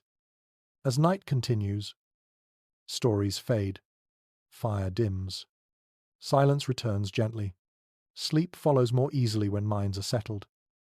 These beliefs do not replace architecture. They support it. Walls and roofs keep out cold. Stories keep out despair. Soon, attention will return to practical concerns again. Even belief must bend to weather. Storms demand response. Maintenance never fully stops. But for now, as firelight softens and eyes grow heavy, the Longhouse feels complete. Wood, earth, fire, people, and story all working together. Winter does not remain polite. There comes a point when storms stop feeling occasional and begin to feel relentless. This is when the Longhouse is tested most honestly. Not by cold alone, but by endurance. You feel it in the way the wind presses longer, harder, as if leaning its full weight against the walls to see what will give. You wait to sound first. Not noise, but pressure.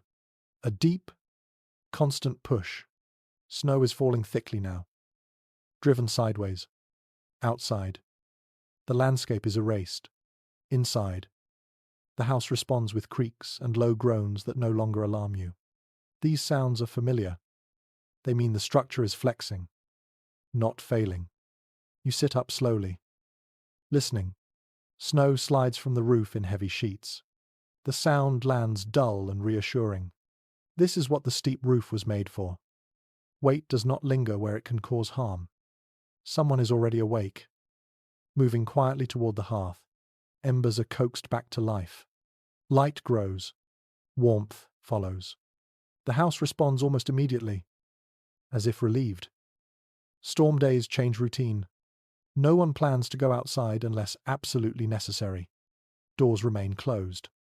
Openings are checked and adjusted. Everyone becomes alert without panic. You imagine the walls under pressure. Wind scours the outer turf. But the mass holds. Earth does not rush heat away. It absorbs force instead. Inside, the temperature drops slightly but remains stable. This difference matters. A few degrees decide comfort or misery. There is archaeological evidence that many longhouses were repaired repeatedly over their lifetimes, especially after severe winters. This suggests that storms regularly tested structures but rarely destroyed them outright. Damage was expected. Collapse was not. You feel the value of redundancy now. Thick walls, multiple roof layers, closely spaced posts. Each feature compensates for another's weakness. Failure in one area does not mean total loss. Animals sense the storm too. They cluster tighter. Their warmth increases. Their presence feels grounding. People move calmly among them, checking partitions, adjusting straw. Children stay close to adults. Stories pause. Work halts. Attention shifts outward, though no one leaves.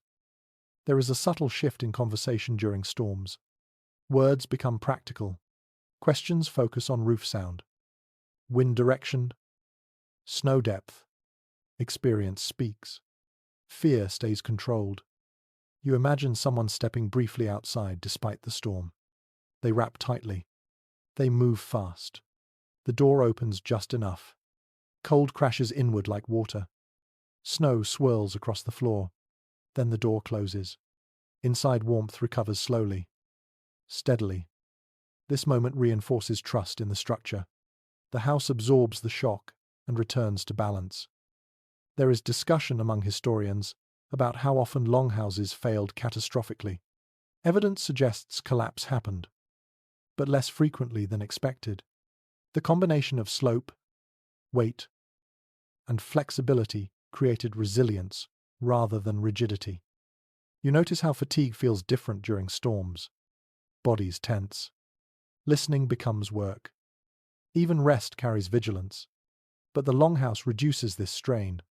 Walls mute sound. Roof sheds weight. The storm feels contained. Night falls early. Darkness thickens. Firelight becomes the only reference. Outside, the world disappears entirely. Inside, space remains defined and known. Someone begins a quiet task. Spinning. Mending. Movement calms nerves. Productivity resumes in small ways. Storms cannot be allowed to freeze time completely. You lie back down. Listening. Wind rises and falls. The house responds predictably. Each groan has meaning. You learn to distinguish harmless flexing from warning sounds. There is an emotional trust that builds here. The longhouse proves itself repeatedly. Each storm survived reinforces confidence. Confidence reduces fear. Fear drains energy. You imagine the worst hours of the night. When storms peak, snow piles against walls. Roof bears weight. Inside, fire is fed carefully. Smoke balance is maintained. Air remains breathable. There is no heroism here, just routine competence. This is how survival actually looks. By morning, storm intensity fades. Wind quiets. Snow settles. Light returns faintly. The house stands unchanged, except for deeper drifts leaning against its sides. People move again with purpose. Repairs begin if needed. Turf pressed back. Roof checked. Damage addressed early. You realize that winter survival is not about dramatic resistance. It is about designing life so that storms become manageable rather than overwhelming. As calm returns, the longhouse releases tension slowly. Breathing deepens. Work resumes more fully. Stories return. This cycle repeats many times each winter. Storm. Hold. Recover. The house and its people learn together. Soon, attention will turn to the wear these months place on the structure itself. Even the strongest shelter ages. Maintenance becomes the next quiet battle against winter. When the storm passes and calm returns, you begin to notice the subtle toll winter takes on the longhouse itself. Survival is not static. Even the strongest shelter slowly changes under constant pressure. Cold tightens wood. Thaw loosens it again. Snow scours turf. Smoke darkens beams. The house ages quietly, and caring for it becomes a daily responsibility rather than a single task. You walk the interior slowly, eyes adjusting to familiar shapes. You look for signs. A faint draft where none existed before.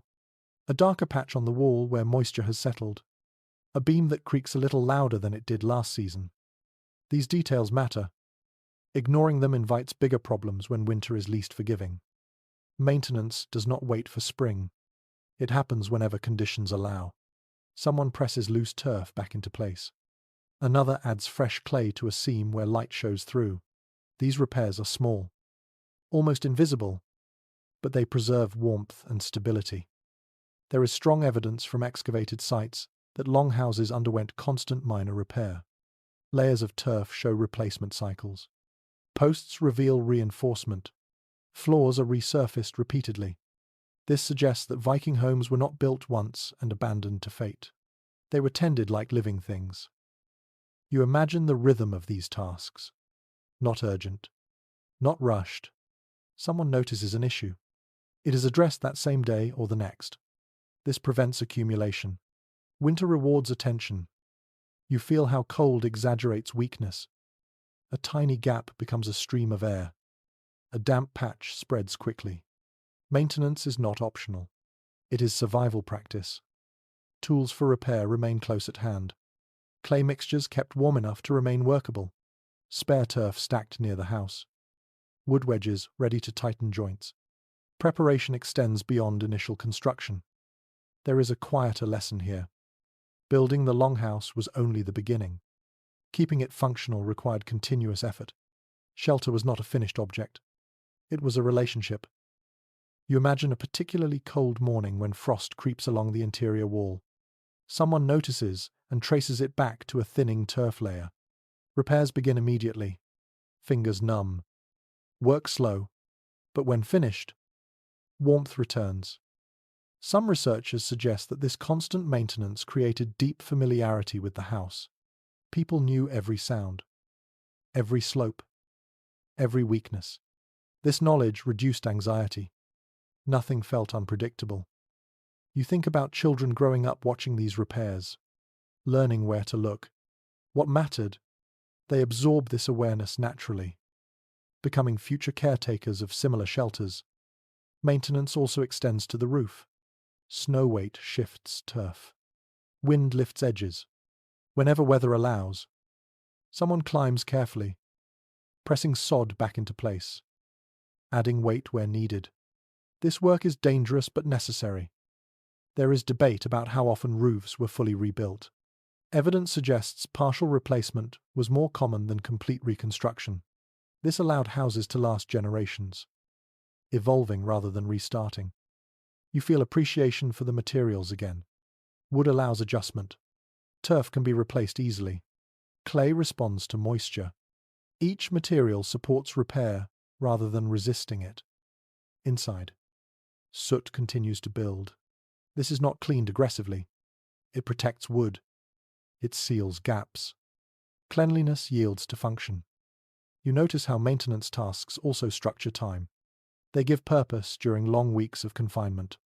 Fixing the house feels productive and reassuring. It reinforces control in a season dominated by uncontrollable forces. There is also shared responsibility. Everyone contributes. Even small tasks matter. Holding a ladder, passing tools, watching for falling snow. Cooperation reinforces bonds. You imagine an evening after repairs are complete. The house feels tighter, quieter, warmer. Satisfaction spreads silently. No one celebrates, but everyone feels it. There is a subtle emotional comfort in caring for shelter. It responds. It improves. Effort yields immediate benefit. This counters the helplessness winter can impose. Some oral traditions describe houses being spoken to, thanked, or acknowledged after repairs. Whether literal or symbolic, this suggests recognition of shelter as partner rather than object. You feel the house settle again as night approaches. Fire glows. Walls hold. Roof rests under snow. Winter continues, but confidence grows. Each repair survived strengthens trust. As the season progresses, attention begins to shift subtly, not outward yet, but forward. People start noticing changes. Daylight lingers a little longer. Snow softens at edges. These signs are faint but meaningful. The Longhouse has done its work. It has carried life through the worst weeks. Now, slowly, it prepares to release its grip as winter loosens.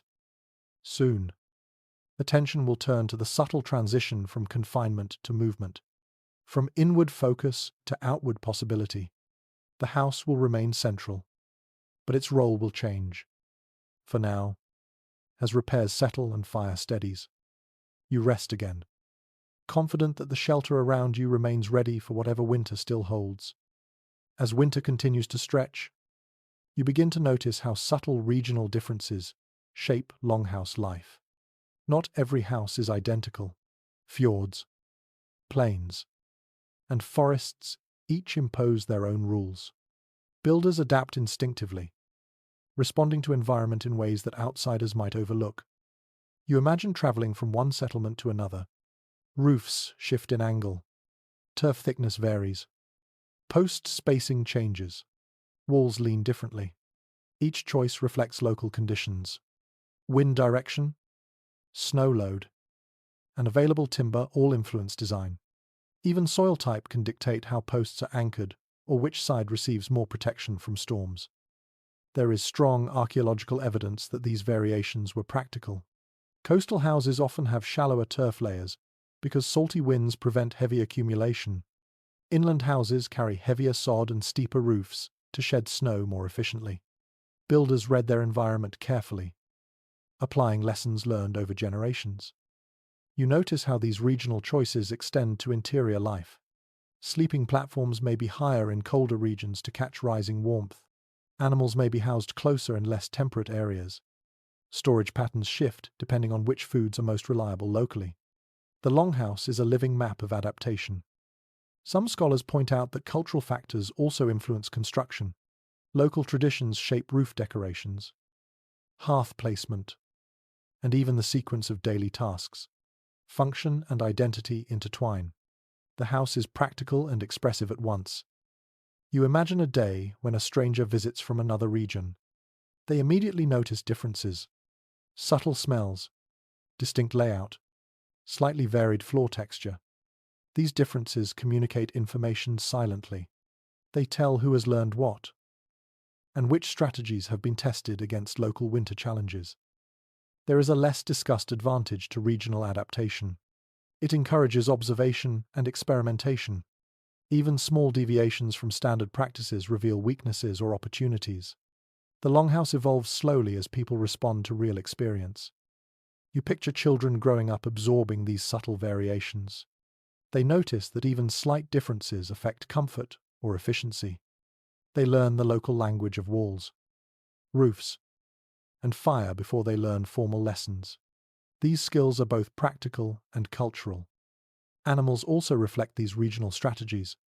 Certain livestock are favored where terrain and vegetation differ. Animals are positioned for maximum warmth and minimal disruption to human routines. Their behavior communicates subtle environmental cues, which the inhabitants read carefully. You notice how ventilation is tuned differently across regions. Coastal winds encourage larger gaps near doorways, while inland houses favor smaller, more controlled openings to prevent cold drafts. Smoke management varies as well, depending on roof design and height. These choices influence air quality, fire safety, and the ability to maintain warmth efficiently. There is discussion among historians about whether regional differences are purely environmental or also symbolic. Some evidence suggests that longhouses conveyed status or identity, ornamentation, roofline style, and layout could communicate lineage or reputation. Even functional details carried subtle social meaning. You imagine a community comparing practices across settlements, observing, adopting, modifying. Knowledge travels slowly, adjusted by experience. Regional adaptation becomes a form of communication and learning. You also sense how winter pressures amplify the consequences of these differences. A design that works well near a fjord may fail inland. Builders must remain attentive, observing every frost, snowdrift, and wind gust. Adaptation is not optional, it is survival. You picture a particularly harsh storm in one region. Roofs designed for lighter snow fail partially. Repairs are made. Lessons recorded silently in practice. In another settlement, designs hold perfectly, validating local methods. Knowledge accumulates through consequence. Children again observe. They see repairs, adjustments, and improvisation. Skills transmit organically. Winter becomes a teacher, emphasizing observation, problem-solving, and anticipation. You notice that small differences also affect social dynamics. Sleeping arrangements, task allocation, and animal placement shift to match environment. Cooperation and attention to detail are reinforced daily. There is a subtle beauty in this. The longhouse, though outwardly similar across regions, is uniquely tuned to its place. Each one demonstrates a quiet balance between necessity and ingenuity. You imagine returning to your own longhouse after visiting several settlements. Familiar yet distinct. Lessons gathered from afar inform your work. Small modifications improve efficiency. Comfort increases without dramatic changes. As the sun dips low, returning dim light to interior spaces, you feel the rhythm of winter life synchronized across communities. Differences are acknowledged, absorbed, and adapted to. Resilience becomes a shared language. Soon, attention will move inward again, toward the spiritual and cultural elements intertwined with survival. Stories, rituals, and beliefs respond to both environment and human experience, shaping life inside these walls. As the long months of winter stretch onward, the focus naturally turns from practical survival to the subtler currents of belief that flow through life inside the longhouse. When daylight is scarce, snow presses against walls, and the wind hums through the turf. Stories and rituals acquire weight. They guide behavior, sustain hope, and shape the atmosphere in ways as real as timber or fire. You sit near the hearth and notice how stories begin almost spontaneously. Elders recount ancestors who endured harsh winters, navigated storms, or repaired collapsed roofs. These tales are not recited for entertainment alone. They transmit knowledge, technique, caution, and wisdom are woven into narrative. Children absorb lessons before they are ever conscious of learning.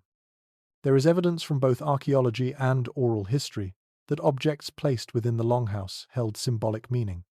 Small carved figures, stones, or simple tokens often rested on beams, near hearths, or in storage spaces, whether intended as spiritual protection, markers of luck, or reminders of past successes. These items shaped behavior.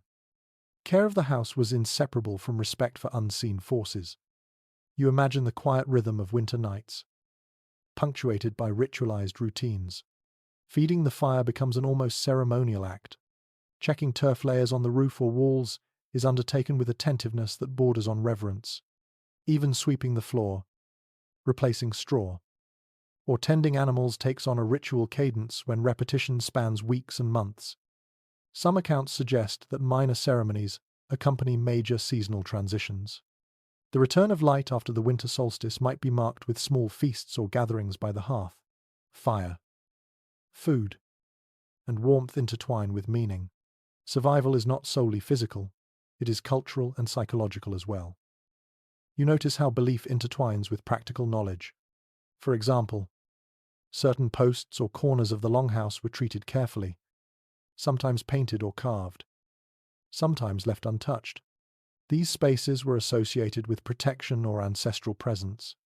At the same time, the posts themselves supported roofs and walls, proving that symbolic and practical value often converged. There is discussion among modern historians about the extent to which these practices influenced behavior. Some argue that belief in spirits or protective forces guided care for the house and vigilance in repairs. Others suggest that the stories reinforce community cohesion and attention to detail, without necessarily involving literal belief. Either way, rituals shaped daily patterns. You feel the atmosphere of the longhouse shifting during storytelling. Even when the tales are repeated, listeners lean closer, voices soften, and attention focuses inward. The smoke, warmth, and faint light combine to create a shared mental space, a containment against the vast darkness outside. Children absorb this culture naturally. They witness elders performing tasks with deliberate care. They hear cautionary tales about neglecting repairs or underestimating storms. Lessons are internalized quietly, becoming part of their instincts rather than formal education. You observe how the longhouse itself reinforces these rituals. Open spaces allow everyone to see and hear. Hearths provide a natural center for gathering. Elevated platforms offer visual cues and organize movement. Even the smell of smoke and damp earth communicates life and continuity. There is a subtle link between belief and morale. In harsh conditions, the knowledge that the house and its traditions have endured many winters provides reassurance. Fear diminishes when routines, rituals, and stories align to suggest competence and experience. Anxiety is moderated by familiarity and predictability. You imagine a storm pressing heavily against the turf. Snow slides off the roof. A low rumble echoing across the settlement. Inside, stories continue. Elders speak softly.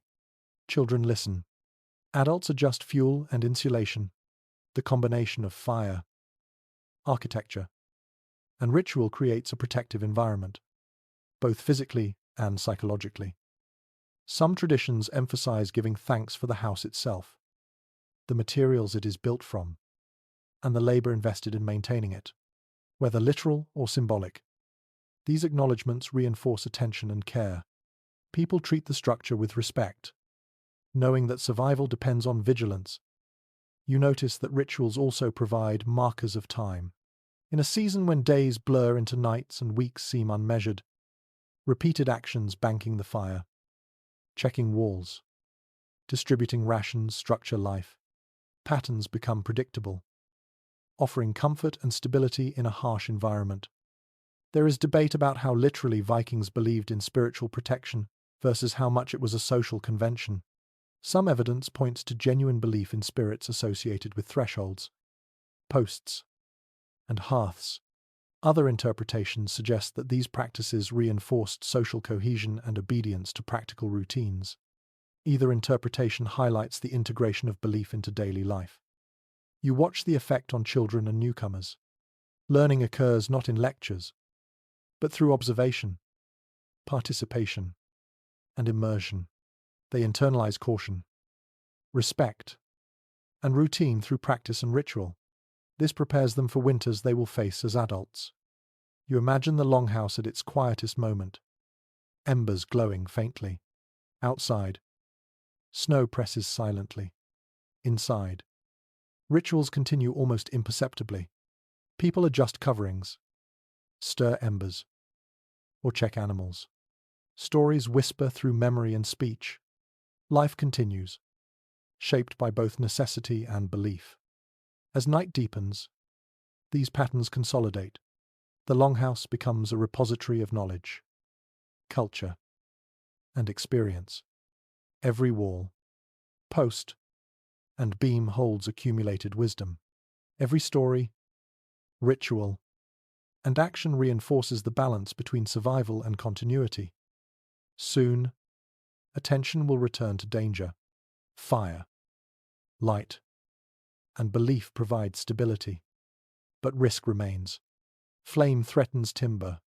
Snow threatens roof and walls. Animals move unpredictably. Human error continues to challenge endurance. Winter is never entirely predictable, even with fire, warmth, and ritual stabilizing life in the longhouse. Danger never disappears. Risk exists in every element of the structure and every action taken within it. Flame is essential, yet it threatens the very materials that sustain it. Timber and turf can ignite if care lapses. Sparks from cooking or repairing tools must be monitored constantly. In winter, mistakes carry higher stakes than they do in milder seasons. You imagine someone tending the fire while another adjusts the turf roof above. Embers flick upward faintly. Attention is split between multiple tasks, each critical to survival. One moment of distraction could allow a spark to land where dry material waits. Experience teaches vigilance.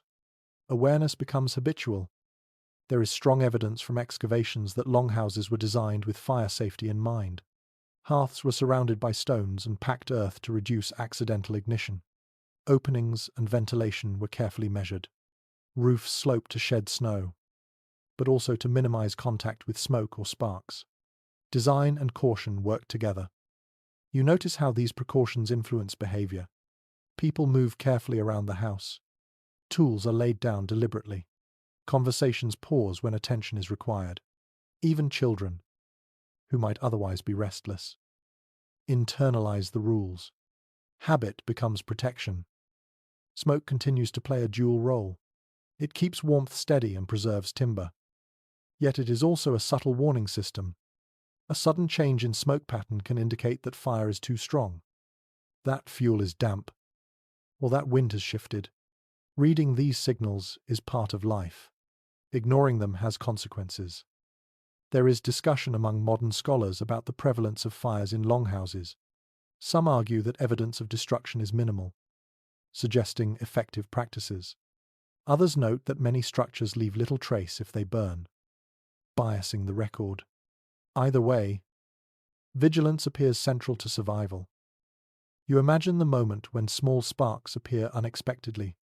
Hands move quickly, gathering embers. Water or ash is applied. Damage is prevented. The longhouse responds to care and attention. Neglect ensures loss. Animals also influence risk management.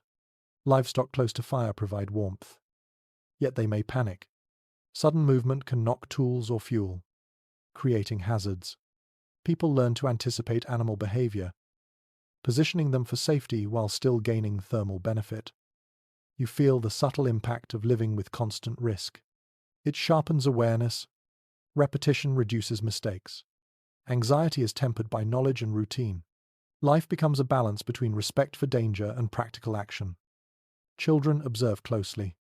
They learn that fire is both life-giving and destructive. They see adults adjusting routines, prioritizing vigilance over comfort. These lessons form instinctive knowledge that becomes critical when they manage the house themselves. Some traditions hint at ritualistic acknowledgement of fire risk. Small gestures, such as offering thanks before tending the hearth or quiet recitations to mark completion of tasks, reinforce mindfulness. Even if symbolic, these practices shape attention and reduce accidents. You notice how the design of the longhouse mitigates cumulative risk. Thick walls prevent drafts that could fan flames. Turf roofs absorb stray sparks. Posts support structures that resist collapse, even if minor fires occur. Layers of precaution exist everywhere. There is also preparation for emergencies. Water containers are kept near key areas. Ash is accessible to smother embers. People know exit paths. Even in darkness, these measures are routine, internalized, and practiced silently. Winter is long. Repetition ensures readiness. You imagine a cold night when one mistake occurs. A small ember lands on straw. Response is immediate. Smoke rises differently. The person nearby acts instinctively, preventing disaster. Learning through observation and practice ensures mistakes do not escalate. This vigilance extends to food and storage. Sparks near grain or dried fish could ruin sustenance for weeks. Awareness of location, wind, and material properties becomes part of daily life. Every step is deliberate. You notice that risk management reinforces social cohesion. Individuals must coordinate. Someone monitors fire while another adjusts animals or prepares food.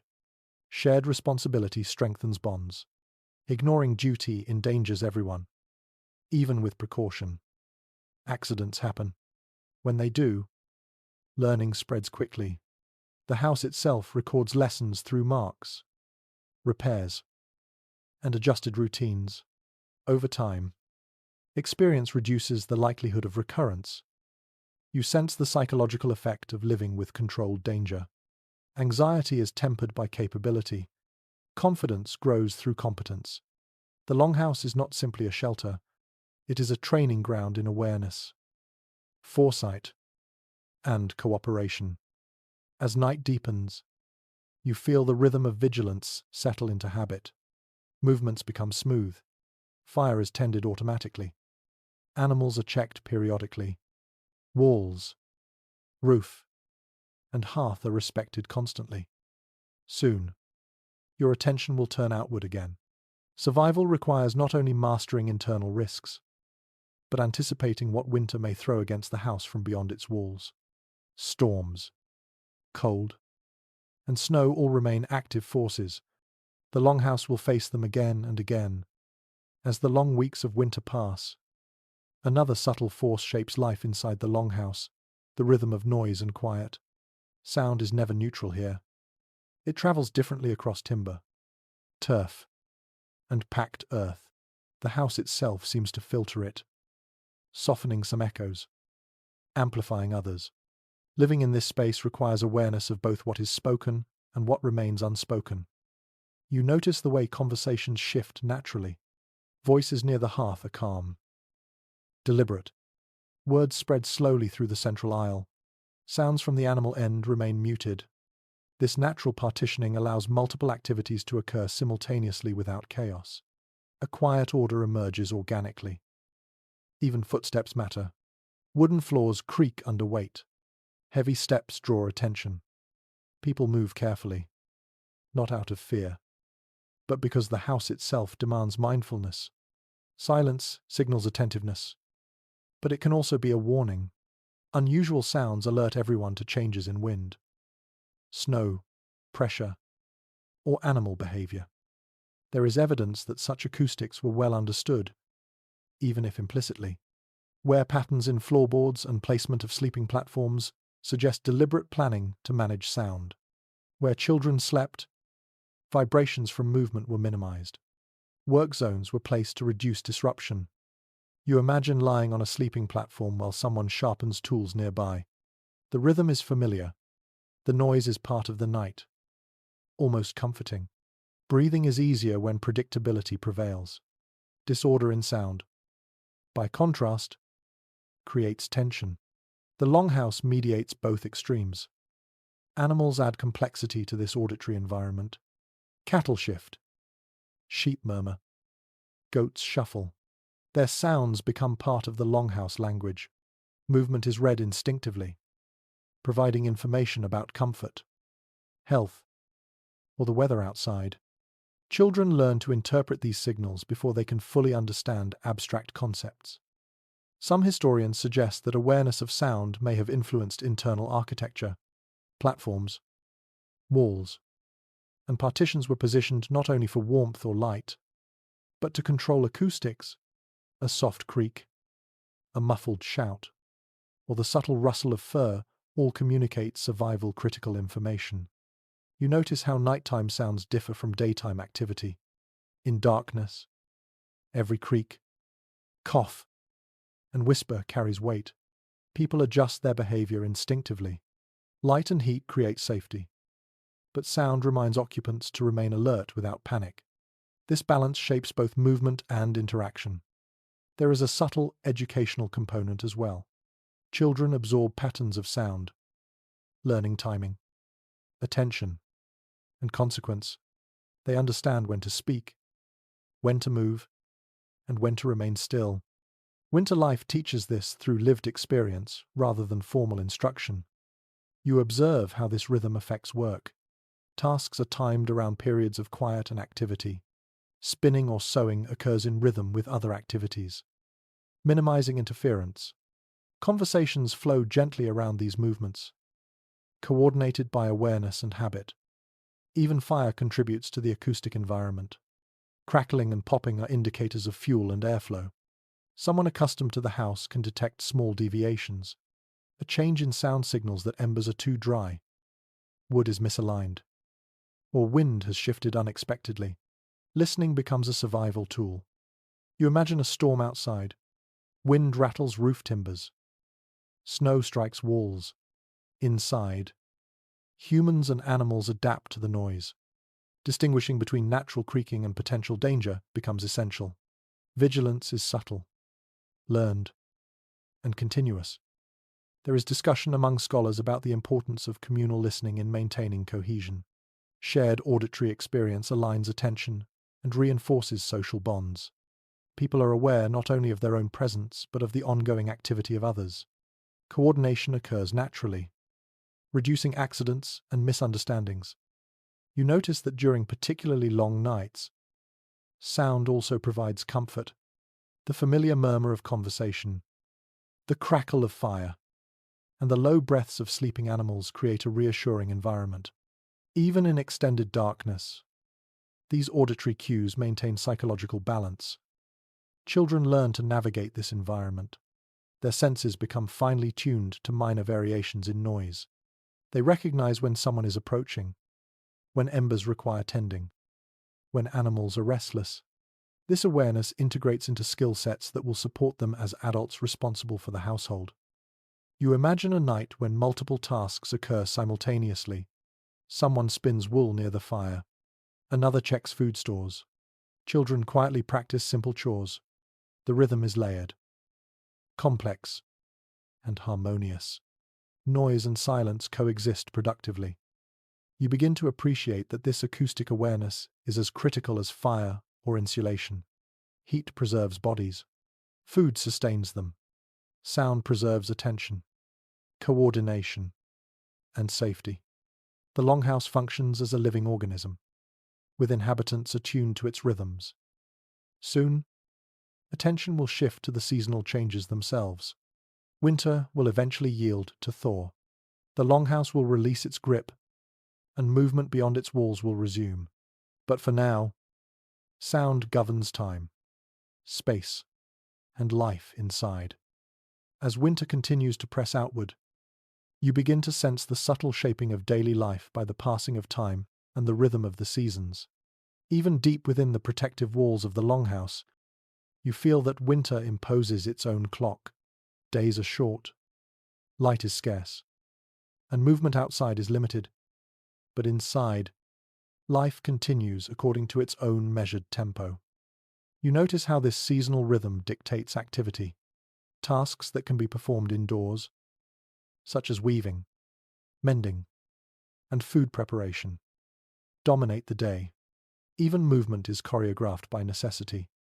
People shift carefully between hearth, storage, and sleeping areas, conserving energy while ensuring productivity. The house itself seems to impose this rhythm. Guiding steps, gestures, and timing. There is archaeological evidence that activity patterns changed over the course of winter. Floors near hearths show heavier wear during the darkest weeks, suggesting that people concentrated around warmth and light.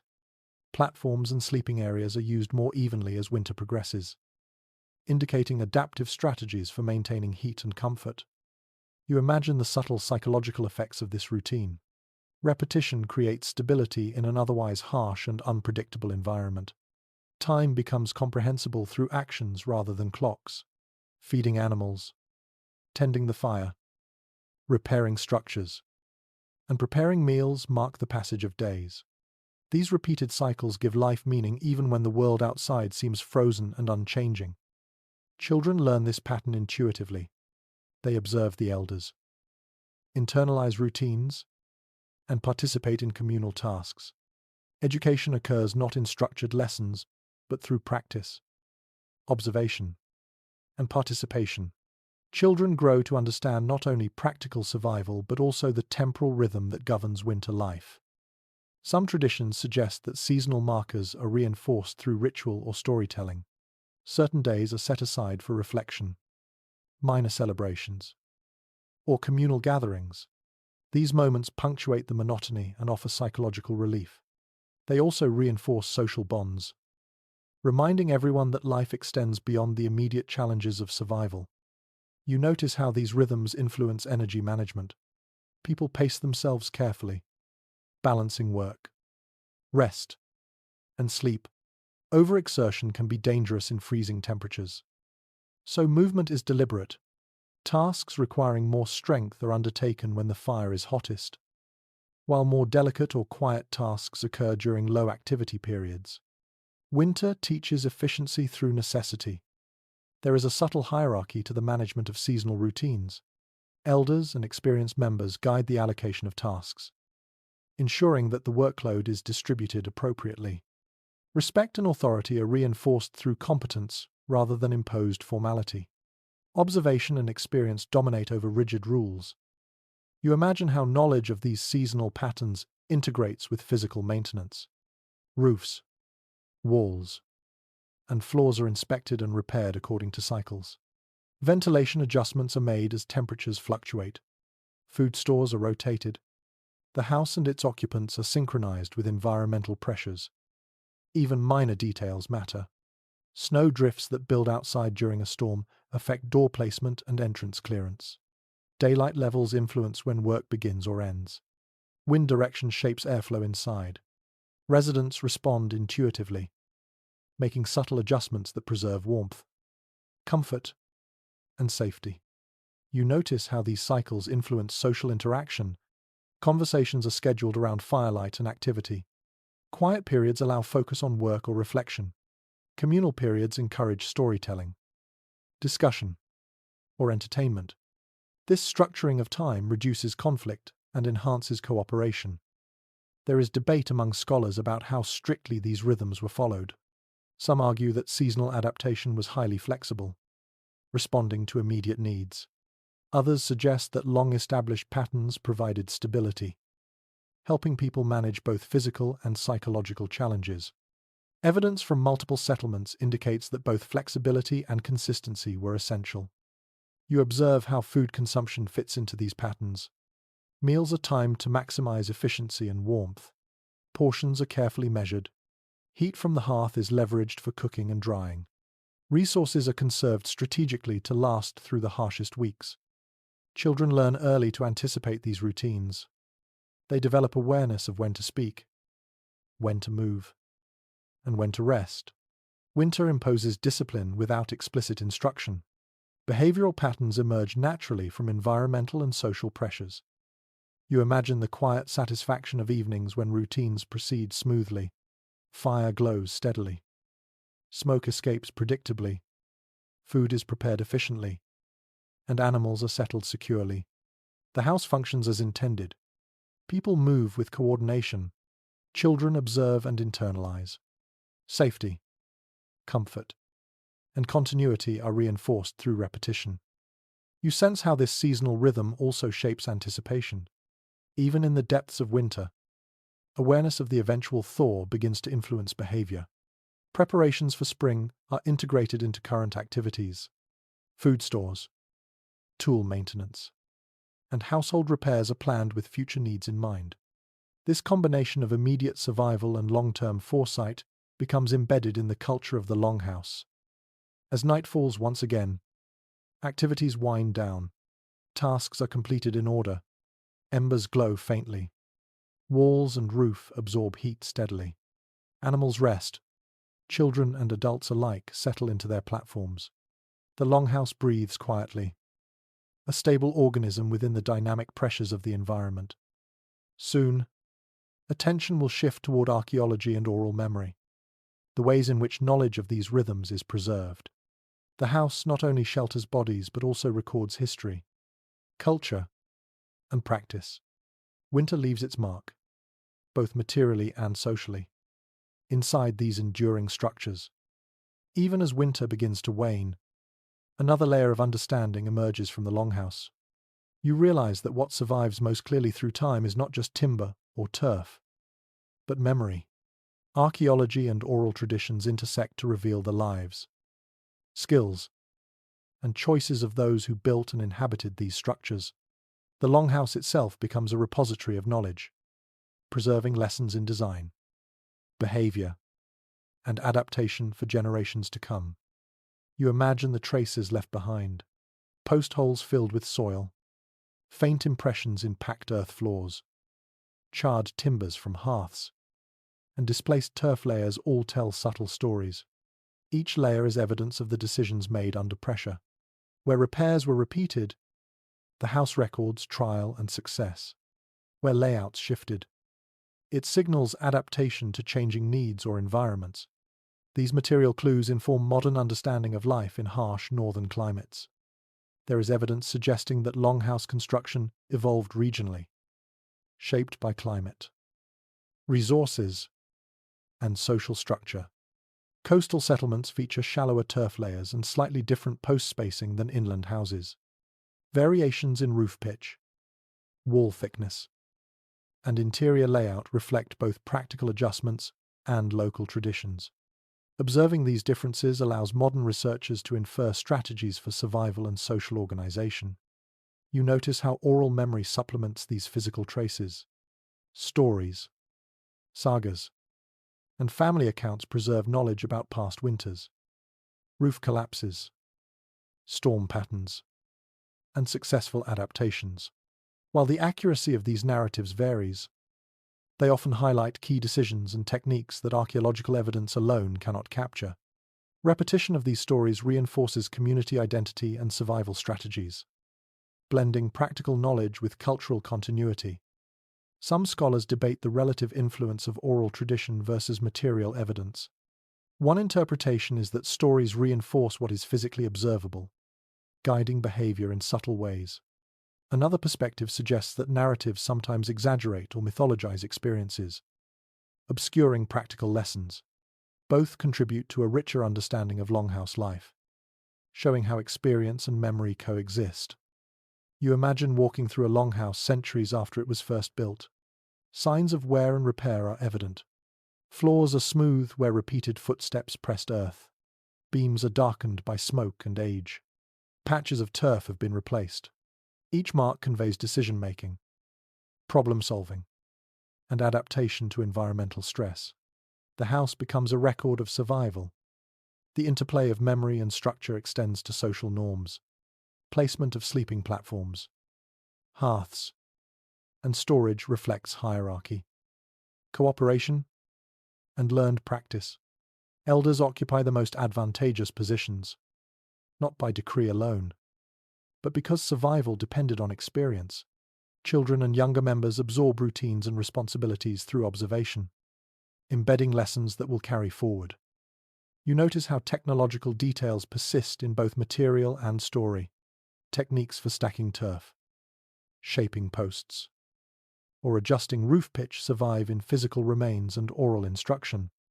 Innovations, failures, and repairs are remembered and transmitted, forming a cumulative body of knowledge across generations. There is a subtle psychological effect to these preserved memories. Knowledge of past winters provides confidence. Stories of prior survival reassure individuals that challenges can be met. This emotional continuity reinforces social cohesion, allowing inhabitants to endure not only environmental pressure but also mental strain. You imagine a storm outside, snow pressing heavily against walls. Inside, occupants act instinctively, guided by lessons encoded in architecture and tradition. Decisions about fire, animal placement, and minor repairs reflect accumulated experience. The house itself seems to remind residents of what works. Every creak and shift carries meaning. Some oral traditions emphasize cautionary tales, illustrating the consequences of neglect or poor judgment. Roofs that failed, walls that let in drafts, or fires that spread are remembered and recounted. These stories function as practical teaching tools, ensuring that mistakes are not repeated unnecessarily. You observe that memory and material evidence together create resilience. Houses survive longer when inhabitants learn from experience. Communities endure harsh winters more effectively when knowledge is preserved and shared. Continuity is reinforced both physically and socially. Children internalize these lessons naturally.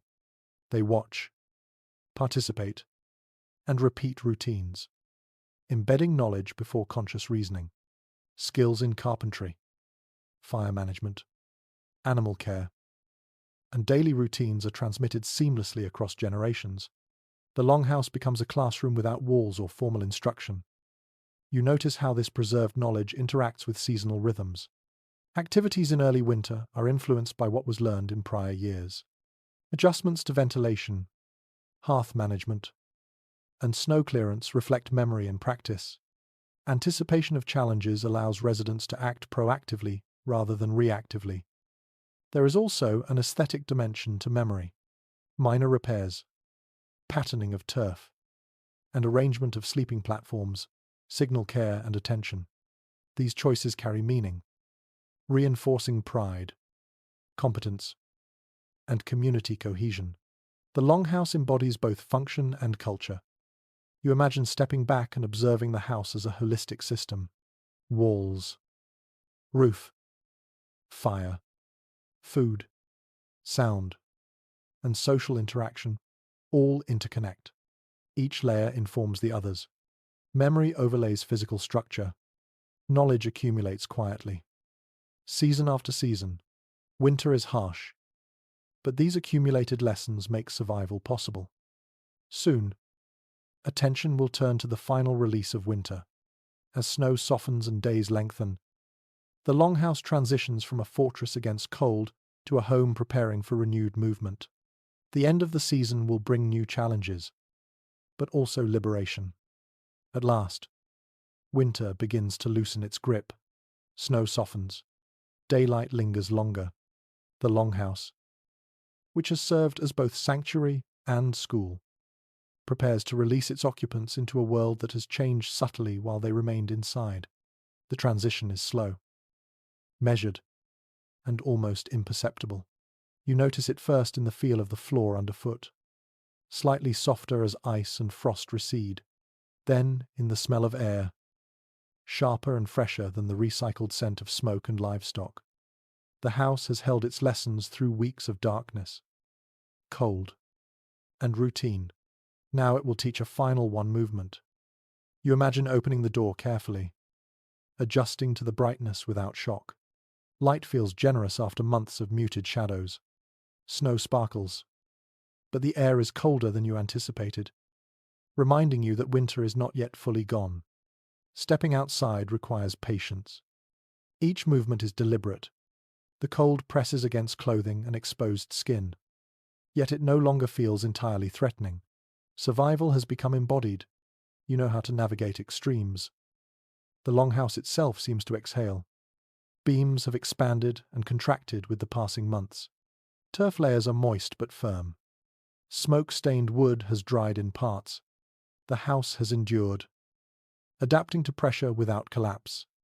Every repair, adjustment, and minor ritual over the season has paid off. Observing it, you recognize that the building's resilience is inseparable from the knowledge embedded in its walls. It is a record of winter's hardships and human ingenuity. You notice the animals shifting as well. Sheep, goats, and cattle move closer to the openings, sensing the change in temperature and light. Their behavior signals the house's readiness to transition from enclosed survival to more freedom. Humans and animals alike begin to anticipate the gradual release. Livestock will soon spend more time outside, grazing as the snow recedes. This redistribution reduces indoor crowding, improves air quality, and allows inhabitants to reclaim interior space. There is subtle evidence from archaeological records that the last weeks of winter were a time of both preparation and celebration. Households would clean floors, replace worn turf, repair roof edges, and check structural stability one final time before the thaw. Food stores were inventoried and carefully managed to bridge the gap until new provisions became available. Rituals or small communal gatherings marked this transition, signaling both relief and renewed attention to work that awaited outside. These acts blended practical necessity with cultural rhythm, reinforcing the longhouse as a hub of both survival and social cohesion. You imagine the quiet bustle inside. People stretch after long confinement.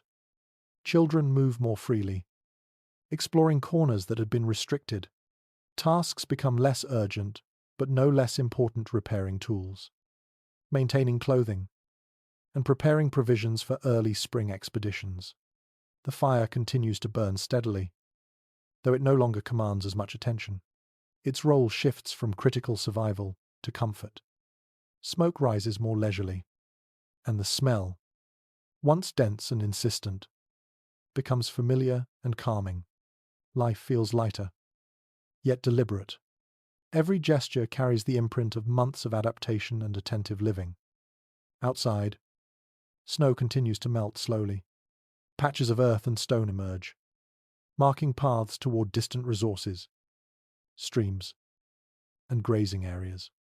The sun, higher in the sky than it has been for months, casts longer shadows and warms the exposed terrain subtly.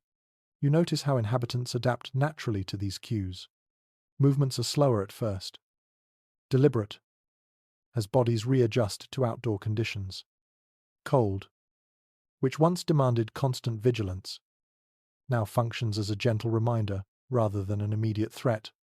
Winter has been endured. The longhouse has trained its occupants in awareness, patience, and collective resilience. You consider the social dynamics within the house during this period. Close proximity over months of limited space has strengthened bonds. Communication is smoother. Unspoken signals are understood, and cooperation is instinctive. Trust has been earned through shared labor, vigilance, and care for both structure and animals. As people begin to prepare for more mobility outside, these relationships inform decision-making, prioritization of tasks, and distribution of responsibilities. The longhouse functions as both a protective envelope and a social training ground, where hierarchy, skill, and intuition are continuously reinforced. There is also an emotional transition. Anxiety cultivated during long nights of storms, darkness, and confinement gradually softens. The return of light and the prospect of movement beyond the house allow hope to emerge. Individuals feel a renewed sense of agency. The knowledge of past survival builds confidence. The house, which has kept bodies and spirits safe, now permits release and exploration. Yet this liberation is measured. Experience teaches that abrupt transitions can be hazardous. Snowfields remain treacherous. Cold air can still bite unexpectedly. Skills learned in confinement guide careful movement. Each step outside reflects months of internalized wisdom. Children, in particular, respond with subtle excitement. They test boundaries of indoor space before venturing toward the door. They observe adults managing fire, tools, and animals with precise attention. Lessons absorbed in long hours of repetition inform behavior instinctively. Skills such as adjusting clothing, moving animals safely, and recognizing environmental cues manifest naturally. Learning continues outside, but it is built upon the embodied knowledge gained inside the longhouse. You notice the psychological impact of this seasonal shift. Winter has constrained action, enforced attention, and demanded careful coordination. As restrictions ease, the longhouse provides a secure base from which individuals can assess environmental changes. Confidence is grounded not in luck, but in the cumulative experience of endurance. Knowledge stored in the arrangement of walls, roof, hearth, and animal enclosures becomes actionable wisdom. The house's design, care, and maintenance throughout winter are validated as the season transitions. You imagine the final moments before the first significant excursion outside. Livestock are fed and positioned carefully. Tools and provisions are organized for easy transport. Fire is banked to preserve embers without wasting fuel. Individuals move with purpose, yet with measured caution. Every action reflects months of practice, trial, and observation. The house, though stationary, continues to influence behavior, enforcing routines and reinforcing the lessons winter has taught. The longhouse has fulfilled its role fully. It has sheltered bodies, preserved warmth, and enabled survival in the harshest months. It has functioned as a center for social learning, cultural reinforcement, and skill transmission. It has mediated the tension between humans and environment, providing stability in the face of persistent external pressures. Its walls, roof, and hearth are not merely structures, they are repositories of embodied knowledge, social cohesion, and historical continuity. Now, stepping outside, the world feels familiar, yet transformed. Snow covers familiar terrain but in altered shapes. Paths are softened.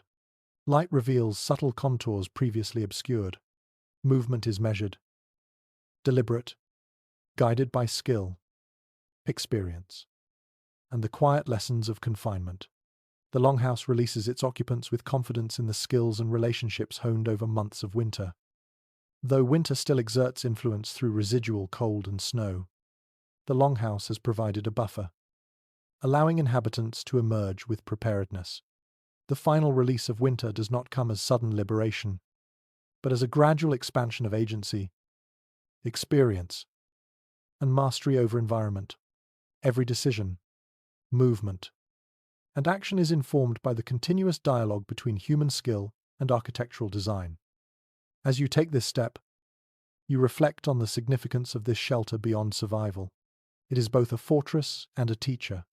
It mediates between body and climate, between social expectations and individual action, between memory and material. Winter has imposed its lessons, and the longhouse has ensured they are learned. The longhouse exhales a quiet warmth as winter begins its slow retreat. You settle near the hearth one last time, letting the fire's gentle glow and the lingering scent of smoke wrap around you like a familiar blanket. The house has endured months of storms, darkness, and cold, and in return, it has taught you patience, resilience, and attentiveness. Every post, every turf layer, every creaking beam carries the memory of careful observation and repeated effort. The house is more than shelter, it is a silent teacher, a repository of skill, and a witness to life lived under harsh northern skies. Outside, the snow softens, reflecting the pale sunlight that reaches the longhouse through small openings. You notice the subtle sounds of thawing, the faint drip of melting ice, the shuffle of animals stretching after days of confinement, and the whisper of wind moving gently across the roof. These signals remind you that the environment is changing, and that the months of careful observation, adjustment, and repair are paying off. You feel a sense of quiet satisfaction. The house has preserved life, taught vigilance, and ensured survival. And now its lessons will carry forward as the world slowly opens. Inside, the rhythm of the longhouse slows as attention shifts from urgent survival to reflection and preparation. Tasks that were critical during the peak of winter, feeding animals, maintaining turf, tending the fire, now become quieter rituals. Each action reinforces a sense of continuity and stability, reminding you that the house has endured alongside its inhabitants. The smell of warm earth, animal hides, and lingering smoke forms a comforting presence. You breathe in deeply, letting the familiar scents anchor you in the safety and resilience that the house provides. Children move gently, exploring corners of the house with growing confidence. Adults observe, adjusting small details and preparing for the first excursions outside. There is a shared understanding that the longhouse has not merely protected, but also prepared its inhabitants. Knowledge of light, heat, sound, and spatial awareness has been internalized. Even the quietest movements are informed by lessons learned over months of observation and care. Every individual carries forward a piece of the house's wisdom, ready to respond to the challenges of early spring. You notice the subtle interplay of light and shadow across the walls. Faint beams illuminate worn floorboards and darkened timber, revealing the accumulated history of living within these walls. Patterns in the smoke-stained wood mark repeated fire tending, repairs, and routine actions. The house is alive with memory, quietly teaching and reminding all who dwell within it. It has become a partner in survival, shaping behavior, timing, and awareness. The longhouse holds the rhythm of winter in its beams and turf. And now, as snow begins to melt. It releases its occupants with a calm assurance that they are prepared for what lies ahead. You take a final moment to observe the integration of human life and architectural design. Every feature of the longhouse, from raised sleeping platforms to ventilation, from turf layers to roof pitch, demonstrates accumulated knowledge. Winter has been endured because of these careful choices, and because of the attention and effort of those who maintained the house daily. The longhouse teaches that survival is a combination of structure, practice, observation, and social cohesion. Its lessons are subtle, internalized, and continuous. As daylight grows and the first signs of thaw emerge outside, a sense of quiet completion settles over the longhouse. It has performed its role fully, and now its inhabitants are ready to step outward, carrying the knowledge, skills, and resilience gained during months of confinement. The house remains a sanctuary, a repository of memory, and a witness to the continuity of life in a harsh world. Its endurance and the experience it imparts ensure that even as winter recedes, the lessons it has taught will persist, guiding every careful step into the changing season. The wind outside feels gentler, almost as if acknowledging the efforts of the house and its inhabitants. Snow continues to melt, revealing paths towards streams, grazing areas, and distant woods. Light reaches deeper into interior spaces. The longhouse releases its occupants. Confident in the skills and awareness honed over the long months, you feel the quiet satisfaction of survival, the calm assurance of knowledge gained, and the comfort of structures and routines that have endured. Winter may still linger, but within the longhouse, life has been preserved, learned, and strengthened. Every creak, every beam, every patch of turf holds the quiet story of endurance. Sweet dreams,